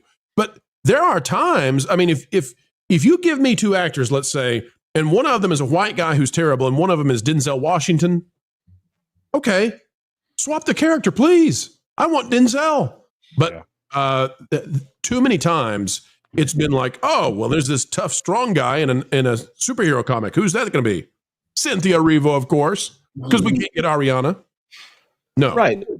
Yeah, there's a difference between getting a present that is a gift to you and getting a present that is a self-improvement gift from somebody who doesn't like you very much. That's the problem with the race swaps right now, is that it doesn't seem like it comes from a place of trying to make it better or trying to get the best person for the job. It comes from a place of, if you say anything about this, we're actually hoping that you say something about this. We're going to pretend like the reason that this bombs is because of you. Yep. The best actor for the job got replaced with outrage marketing and lecturing. I mean, that's actually the best way to say it, I think, Kevin, because I mean, I don't see a lot of race swapping or gender swapping making sense. I mean, we've seen the results every single time. I mean, we just saw it with Wheel of Time, right? Yeah. Some of you here are fans of that 14 book epic series, and they mistreated the all the material. The adaptation was faithless, and that's the problem. I mean, if you're being faithful and the best actor for the job is Denzel Washington, I will not argue against Denzel Washington. You just can't get me to do it. But there was a character similar. I'll use Gladiator 2 because we talked about the feminization of Hollywood pretty extensively. We'll be talking about it tomorrow, Kevin and I, on a video I'm dropping. But that Denzel Washington was a great representation of a character that had been killed off in the last film. And as far as a different version of the same kind of a character to be essentially the arms dealer. But he did a great job in the role. I think there are very few films you couldn't put Denzel Washington in as any character, to be fair, unless he were going to go in and play like one of the, European kings in a given period of time. So it just, if it doesn't change the nature of the storytelling, I don't know why it would matter, especially if you're telling an honest and good story with a solid moral basis, which is all that we've been asking for the better part of almost 2 decades. I want to say 2 decades but it was actually 2008. So we got 3 more years to go before I can say 2 decades, but we're getting close to when the world changed and broke in half. Amazing. Ted D for $4.99, just trying to get Pro to 50. And only dose to go. Only dose to go, Ted. Neo for £5. Congratulations on the 180K sub. Yes. Next up, 200K. Yes. Not a K. Yep. Fat Steven JFG for $2 Canadian. Get Kevin a gladiator costume for next stream. Okay. He would look good in it. Better than Paul Mescal. I just want to say. Look like Ron Simmons. Staccato DDS for $5. Thanks, bro. I had to put one of my dogs down. Oh, I'm sorry. I thought we were still on hot dogs. Staccato, forgive me there. Thanks, bro. I had to put one of my dogs down, and that put me in a funk. Oh man, I know that. We're always glad to see your chats, sponsored or otherwise, Staccato. And I'm sorry, pets are family, and that is a hard thing to say goodbye. Yep, Staccato. The problem with dogs is they're wonderful. That's the problem with them. They're so wonderful, and then when it's time to not have all that wonderful and that little wagging tail, man, we miss those little guys. But I'm so happy that you gave a puppy a happy home, Staccato. Way to go on that. That was a real gift to that little dog. And not every doggy gets that. Not every cat gets that. Not every pet gets that. You gave a happy home, and Staccato, we appreciate you. Yep. Packing Protons for $2 Pro. Check your Tweety summer sizzle. Oh, no. John Maynor for $5. Look at red on the Shawshank Redemption. They had used Morgan Freeman, and we didn't mind. Oh, but that created one of the best lines in the whole thing. When it says, "Why do they call you red?" And he says, "I think it's account of the red hair." There was I saw the most infuriating thing the other day. It was somebody was posting a thing about, there are only 2 women with more than 5 lines in the Shawshank Redemption. I'm like, yeah, because it takes place entirely in a men's prison between 1940 and 75. Not a lot of women there. Like, I was so mad. I almost wrote an article about it. I was so mad, but I didn't want to like elevate it to that extent. Yeah, sometimes it is pretty tempting to write an article on. Here is the dumbest take that I've ever seen. There were only 2 women. I'm like, yeah. Men's prisons in the 40s and 70s were not huge female gathering sites. Well, I mean, they were a source of dating opportunities. Eventually. Yes. Yay! All right, folks, we are one super chat away from hitting the 50. And then we'll be giving away VIP memberships to thatparkplace.com. By the way, folks, if you would like to have lots of exclusive content, articles beyond what you can currently read on That Park Place, get over there and become a VIP member today. It's only $5. and you will holler at your friends and family and say, "Oh my gosh, did you know?" And they'll say, "No, I did not, because I did not have a VIP membership yet." Well, Pro, one thing I will tell people that are thinking about VIP memberships is today you will be able to read about the fact that in the wake of Wheel of Time's cancellation, Amazon is trying to boost Rings of Power in an interesting way. Oh, good grief. Yeah, well, folks, we can find out what the latest is there as they continue to despair over Rings of Power. They've destroyed Lord of the Rings, but they'll just keep at it. And we will give you what you need to bring truth to the matter. All right, well, folks, we have done it. We have hit the Super Chat goal. 50 has been achieved, and that means you can go on over to www.thatparkplace.com/membership and put in the code 180K. That's right, it's not complicated today. 180K for 1 month of free extra articles on thatparkplace.com. And folks, make sure to say thank you to those who have super chatted today, because they made it possible all the way for you and for me. And we certainly do appreciate them. Hitting the super chat goal is not free, and they make things so much better for us. All right, are we ready, folks, for another news item as we get ready to hit the finale? Jonas, can you possibly handle it? Yeah. Can you handle that? I can handle that. I can handle it. As we get ready to dive in, folks, we're going to set one more goal. We don't have to hit it. It's up to you. Second round. But if we do, then we'll give away the money that you submit to us comes right back. We're going to give away the memberships here on the channel. So we've got 10 super chat as the goal. If we hit it, cool. If not, no pressure. But if we get it, we're going to send that money right back out and gift a ton of memberships here on the channel. All right, let's dive into the news item that is the grand finale. Ladies and gentlemen, take a look at this. It's out of That Park Place. Oh, I'm sorry, Rachel Zegler. Once again, you're back with us. Lilo & Stitch dominates record-breaking Memorial Day box office, outgrosses. Now listen, it outgrossed it at the box office. It didn't outgross it in some ways. Those dwarves are still plenty gross. Outgrosses Snow White's entire run in 4 days. 4 days, ladies and gentlemen. Both Lilo & Stitch and Mission Impossible: The Final Reckoning contributed to the biggest Memorial Day weekend in box office history. Movie theaters across the country surged, I tell you, the foot traffic, as Disney's Lilo & Stitch and Paramount's Mission Impossible: The Final Reckoning powered an explosive $322 million box office total across all titles. A new high for the holiday frame. Families turned out in force for Lilo & Stitch, Disney's live-action remake of the 2002 animated classic. The film earned a massive $145.5 million over the weekend and is projected to close out the 4-day stretch with $183, beating Top Gun: Maverick. It now stands as the second highest 4-day holiday debut in history, behind Black Panther. But folks, not all is well at the House of Mouse. Not all is grand, for guess what? This stands in stark contrast to one Rachel Zegler. What are we talking about? Well, if we go down here, it says the contrast between the two films goes beyond the numbers. What numbers are those? Among Disney's modern remakes, Lilo & Stitch still ranks behind The Lion King and Beauty and the Beast in terms of debut strength. It's also a major bounce back after the March release of Snow White floundered at the global box office, taking in just $204 million against a $250 million budget, and we believe that's even higher. By contrast, Lilo & Stitch made more in 4 days. Let me say it again. Lilo & Stitch made more in just 4 days than Snow White ever did. We believe the budget for Snow White is something north of $300 million. Guess what, folks? Lilo & Stitch, reportedly, $100 million.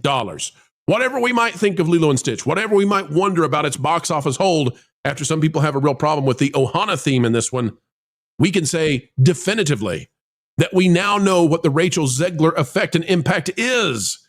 It is significant. And this is why you do not want bad PR at any time for an upcoming Disney film, especially if it's aimed at families.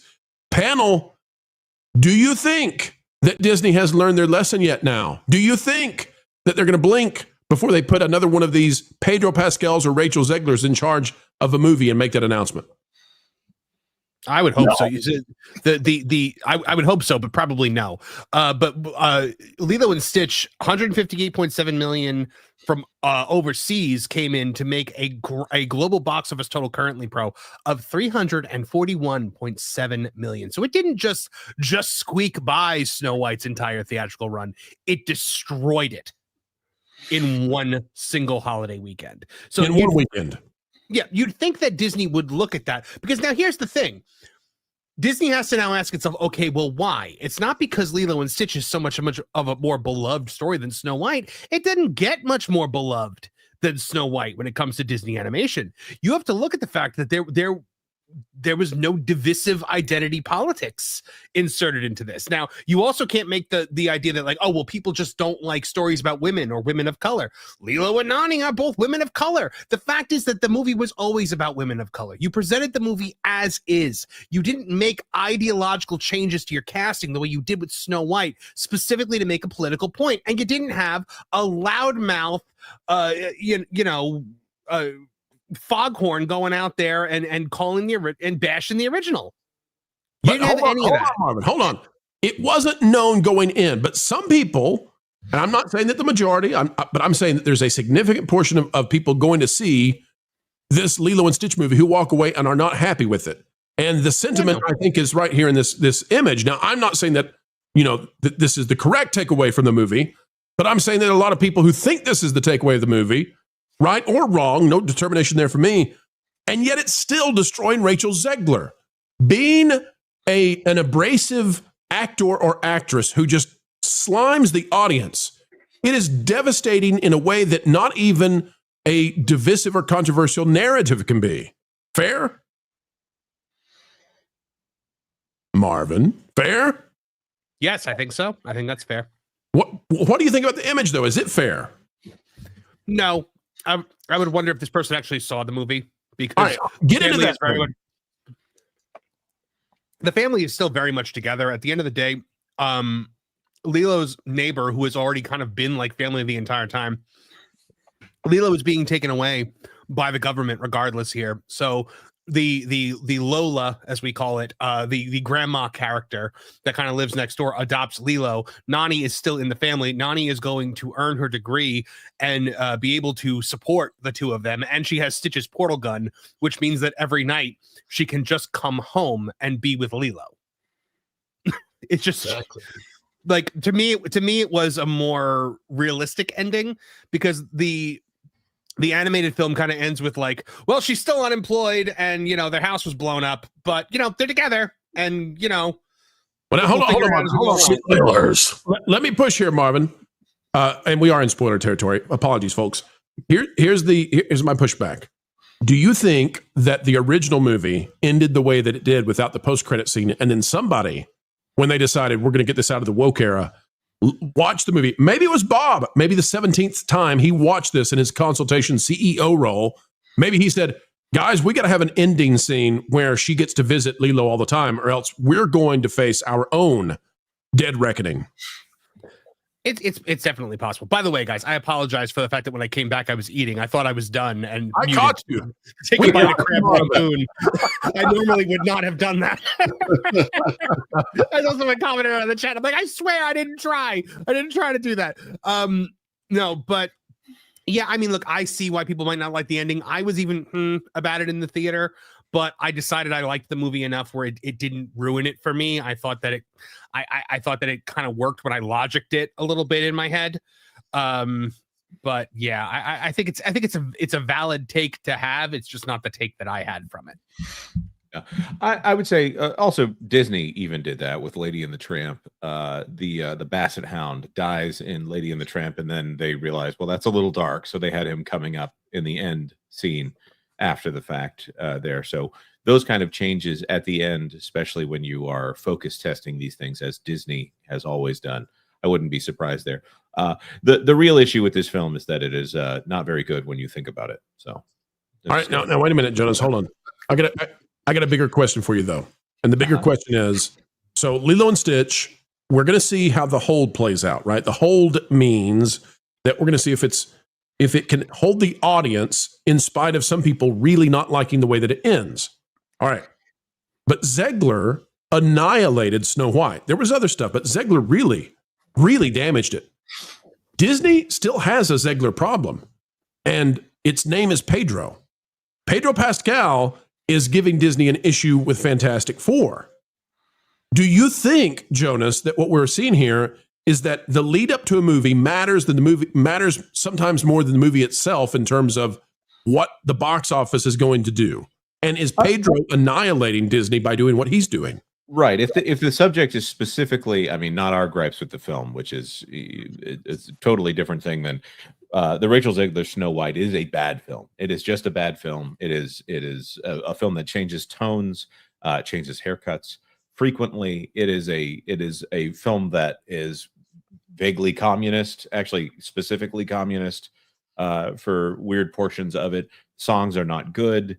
The star is rhetorically repulsive in the way that she talks about people that would want to watch the movie. This is a movie that is enjoyable. Lilo and Stitch is a good movie in the fact that it can leave you with good feelings. Just don't think about the plot too much.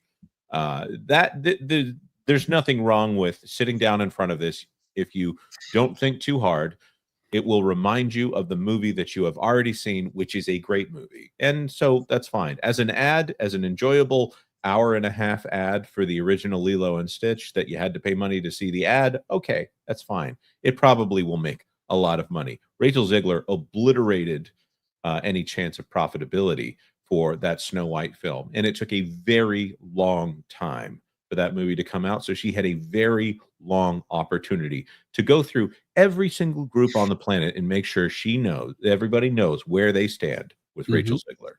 Whereas I don't know what little Lilo, 6-year-old Lilo thinks of me, but Yeah, I was going to say, Zegler was the natural progression of actors having entirely too much access to make sure the world knows their opinion. It was Jane Fonda plus George Clooney plus Bruce Springsteen on all the steroids. And then it was also hyped up by the Disney outrage marketing machine, and they just misread the culture. They thought it was acceptable to do this. They let her loose, and then someone had an oh poop moment because it was too late to put the genie back in the bottle. And then because you enabled her, you couldn't shut her up. The Pedro is a little bit more of the same, but because he was more famous than her at the time, it's a little easier to ignore him, until that Gino Carano problem rears its ugly head, publicly again. Listen, the difference here is, what's that old saying? One time is an accident, 2 times is a coincidence, 3 times is a pattern. Disney, make 3 movies where your stars don't do something repugnant, and maybe, just maybe, I'll go, change is coming. Until then, this is just a happy accident.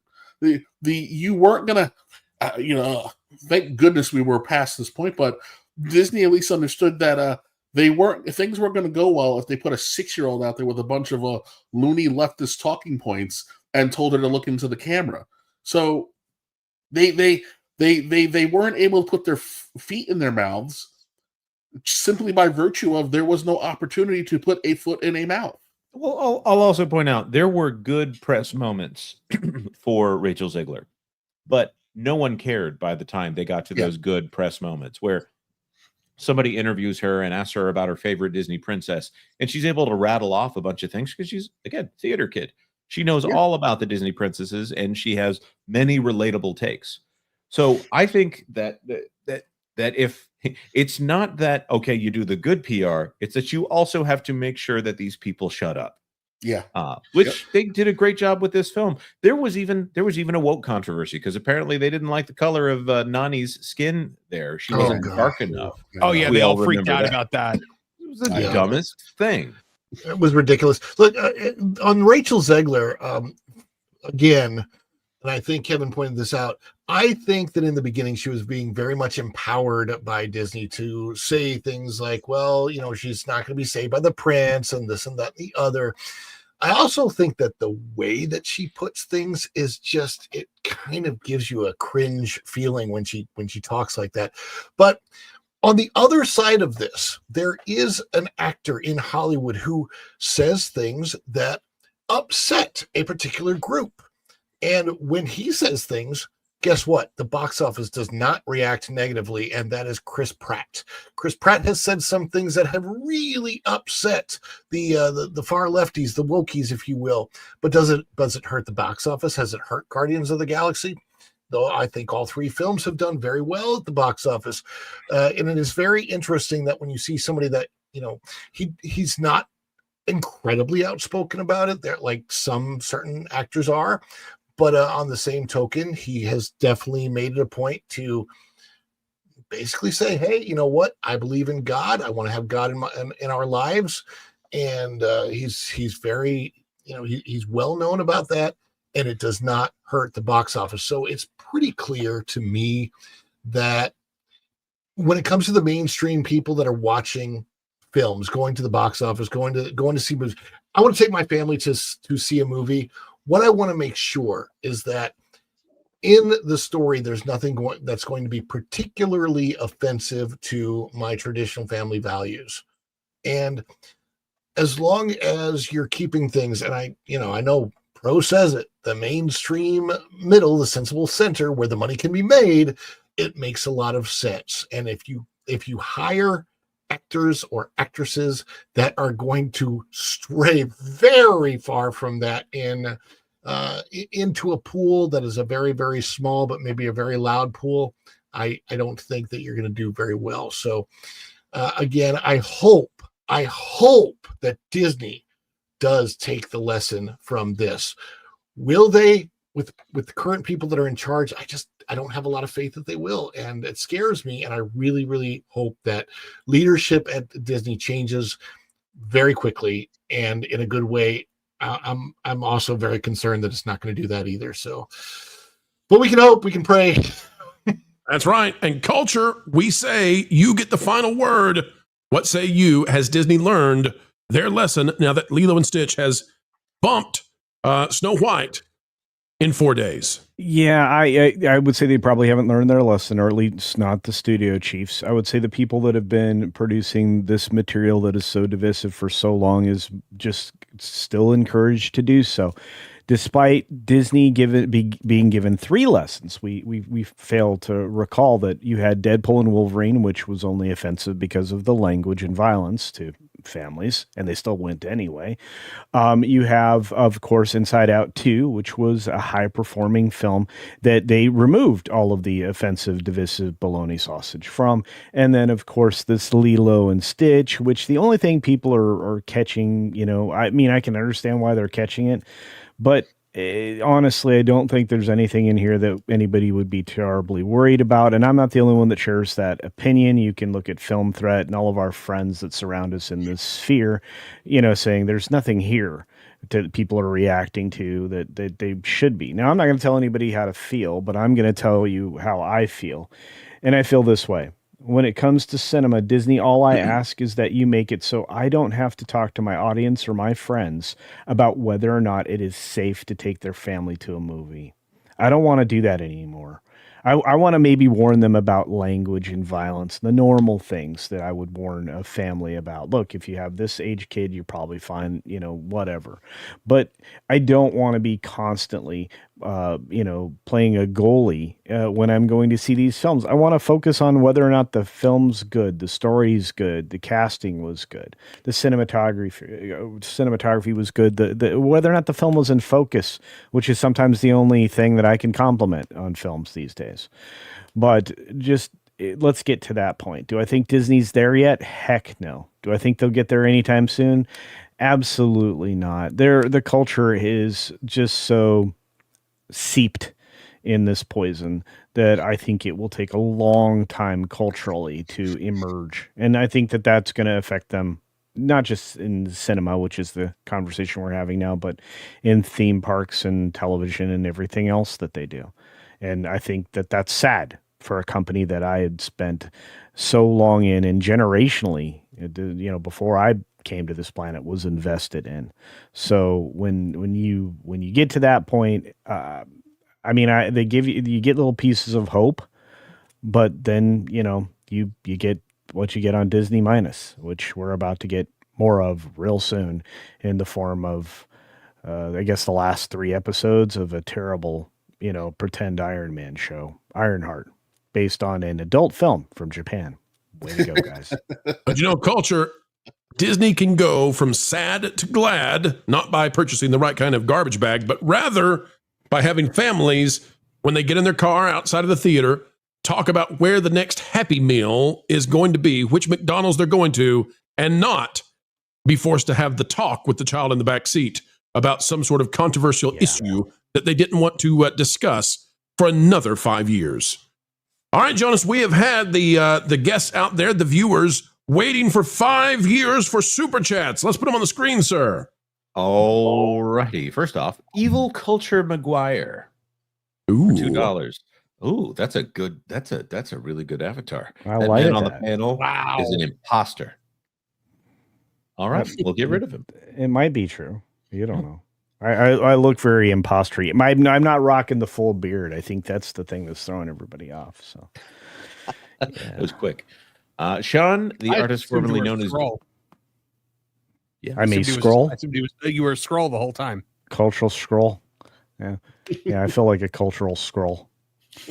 I already maxed out my TLC references earlier in the show, so I can't go there. Sean, Safka says for $5, Culture is looking a whole lot better since he dropped out of the Frankfurter school. I almost said Frankenfurter. That's a different school. Did I say it wrong? I probably did. How about that? How about that? Flying Blind on a rocket cycle for $4.99. Go Wilton. Go Wilton. Oh no. Oh no. Why would you say such a thing? Did you guys see all those hot dog images on Twitter? It's been excessive. We've told you to no, I think I have my settings so that I don't get those. Yeah, that's we have very different algorithms. Culture. That is no. One dirty bird for $5 at Staccato. I just lost an 18-year-old cat. I share your pain. 18 years. Goodness. Wow. 18. Love those fur babies though. Follow the Bradley's Fun for $5. Fitty. Yep. Absolutely. Evil Culture McGuire for $2 Canadian. I do really love that Rachel Zegler. She is awesome. Okay. Now I know you're definitely the real Culture and we have the fake one on the panel. Oh boy. Only if he's purchasing Polish and bologna sausages at Dick's Sporting Goods. I have to tell you, one of the best readaptations of film ever was West Side Story. Oh my. A Tipping Barn for $4.99. Remember the rabies episode of Little House? Dark stuff. Where they had to kill the dog? Wait, you mean Old Yeller? I thought that was one where the dad organized a marathon around the block. They had to keep her. They had to keep her away from her prized dog. Is that not where Paul did the run for the cure? I don't remember. With the garbage bag over little Laura's head. Dragon Queen for $5 in honor of Staccato's dog. That's very kind of you, Dragon Queen. Yes. Modulated Reality for $20. Amazon's Wheel of Time was a travesty. They had a society of strong women in the books, and they destroyed it with woke. I love the epic, but shake my head with that show. A waste of a good series. Robert Jordan's rolling over in his grave.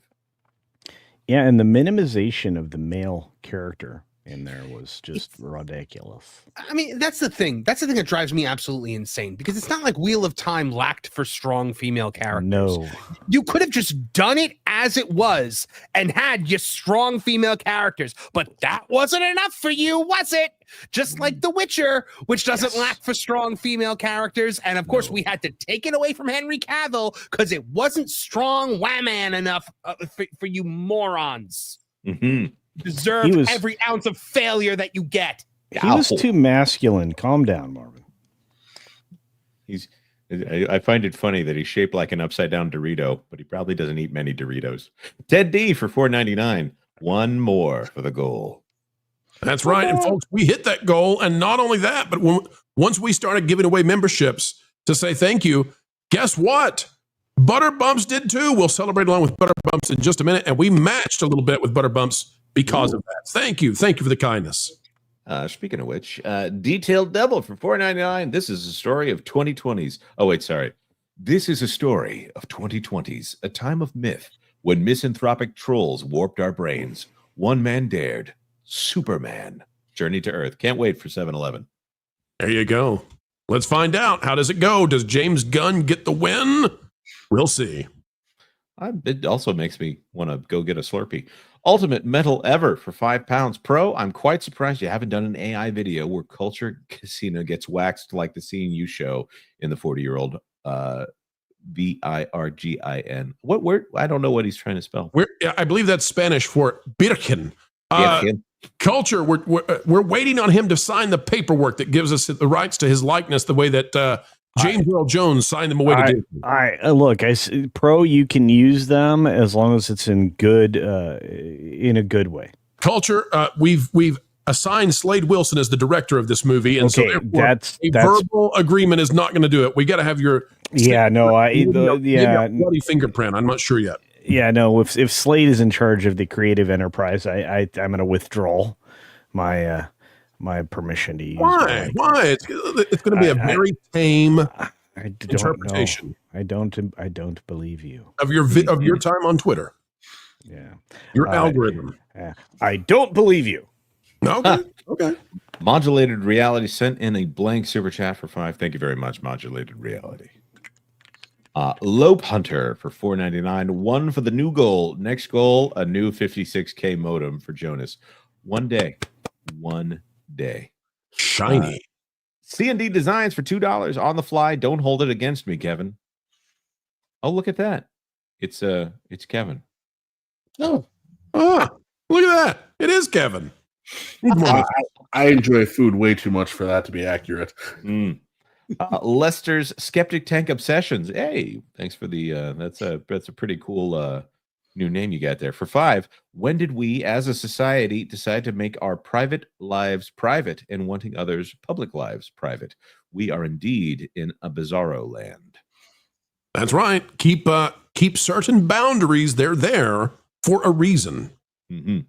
Modulated Reality for 10. Okay, so when should we expect Kevin Apollo as the reboot of Hercules and the Legendary Journeys with Pro as the narrator?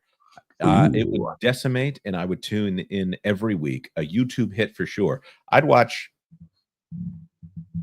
Yeah, so we're going to go to the Spirit Halloween store. They probably got some really good deals right now, and there are going to be different monsters. Episode 1, Hercules versus the sponge named Bob. Copyright reasons, we can't say it the other way. As long as I get to play Joxer. If you eventually start a live stream show, we need to have your intro be the intro to Hercules with like this is a story of a time long ago, and it's about the 90s. But I love it. Woofle, member for 2. Pro, can you do a Mickey impression in a Homer voice? Oh, Toodles! Hot dog, hot diggity dog! Woo! Hey, Marge! I found a hot dog.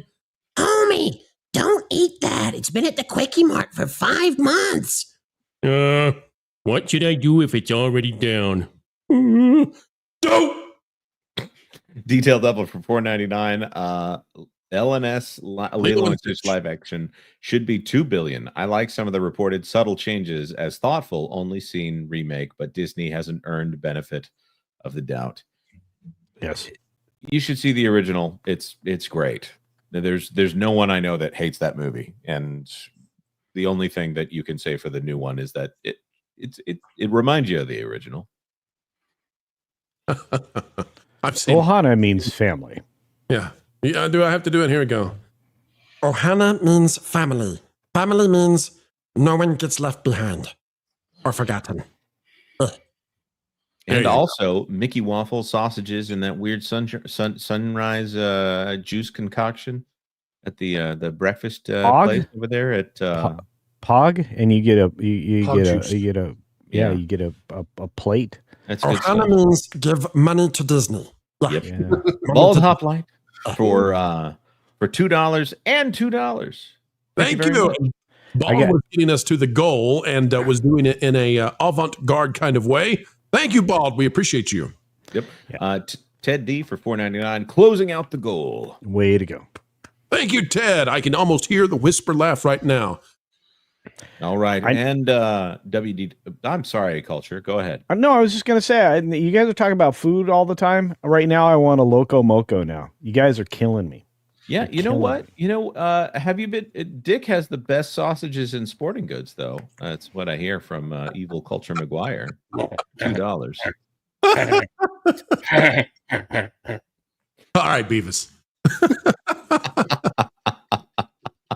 And then for $2 more, watch the fake me face palm due to my super chat. Oh, well said. Caught him. You knew it was there we go. Okay, WDW Pro sent in 10, 15, 25, 30 super chats. Thank you very much. And then Butterbumps came in and gifted 25 super chats. Well, listen, folks, here's the deal. Because we're celebrating the 180K, we want as many of you to be members as we can, because guess what? Almost all the rewards are available to everybody at every level, so you're going to get to enjoy so much being a member for the next week. And Butterbumps, thank you. In all of feudal Japan, only one bull had the power to explode a sumo with his hooves. Butterbumps. There you go. Thank you, Butterbumps. King of Games 2007 gifted 1 WDW Pro membership. And every single one is appreciated. That's right. Pack of Protons for $5. For that gameplay, Target leaves dozens of Switch 2 consoles locked in a cage on the store floor. Ooh. We have a story coming to that game place. Probably tomorrow, if I can get it edited in time, that you guys will not believe about Nintendo. You just won't. All right. We cannot wait. The anticipation is killing us. Folks, we also can't wait for Kevin Apollo to get his YouTube channel. It's on the way. Culture Casino every day on his YouTube channel is putting out the content you need, as well as on that game place. Ron, you should follow him at Follow the Bradley's Fun. He'll keep you in the know when it comes to vacations. Marvin the Movie Monster has Tooneytown TV and wrestling, and a live stream is happening today. Marvin, what do you got on the docket? We got Toonie Talk Wrestling tonight, but on Thursday, we've got the 1-year anniversary of Toonie Talk TV. So that's going to be a huge one. So make sure you guys are there for that. There you go. Jonas J. Campbell is trying to get into this whole YouTube and website thing. We're not sure he's ever going to make it, but folks, you help make it a great show. Thank you for being the gigawatts of all gigawatts. Remember, Vacation Radio is now Prelude Pro Radio, and Vacation Radio is its own stream on that channel. The Rock Station launches next week, June 5th. We'll see you there. Folks, thanks for being here. We're going to send you over to T3PO with Vash, Ghost, and more. Folks, the content just continues to roar. We'll see you soon. Until then, here's Vacation Radio. Why listen to music made by people and companies who really don't like you? Check out Vacation Radio today and prepare for all new content made by the people behind the WDW Pro Channel. It's the place you need for all the music. That should be fun.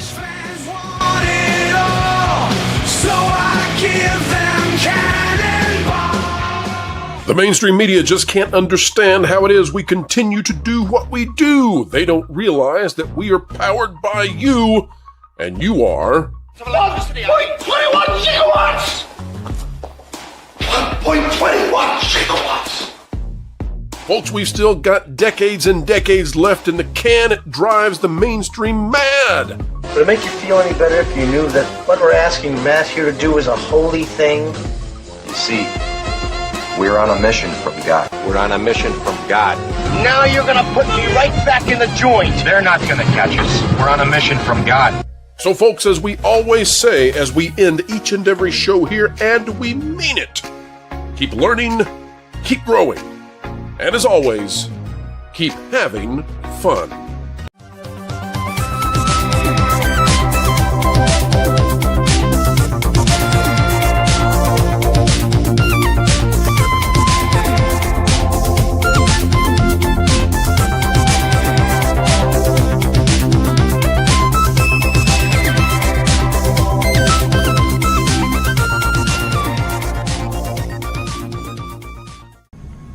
Every time they hit him,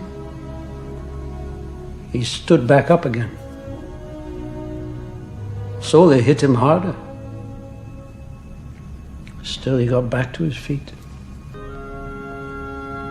Standing man.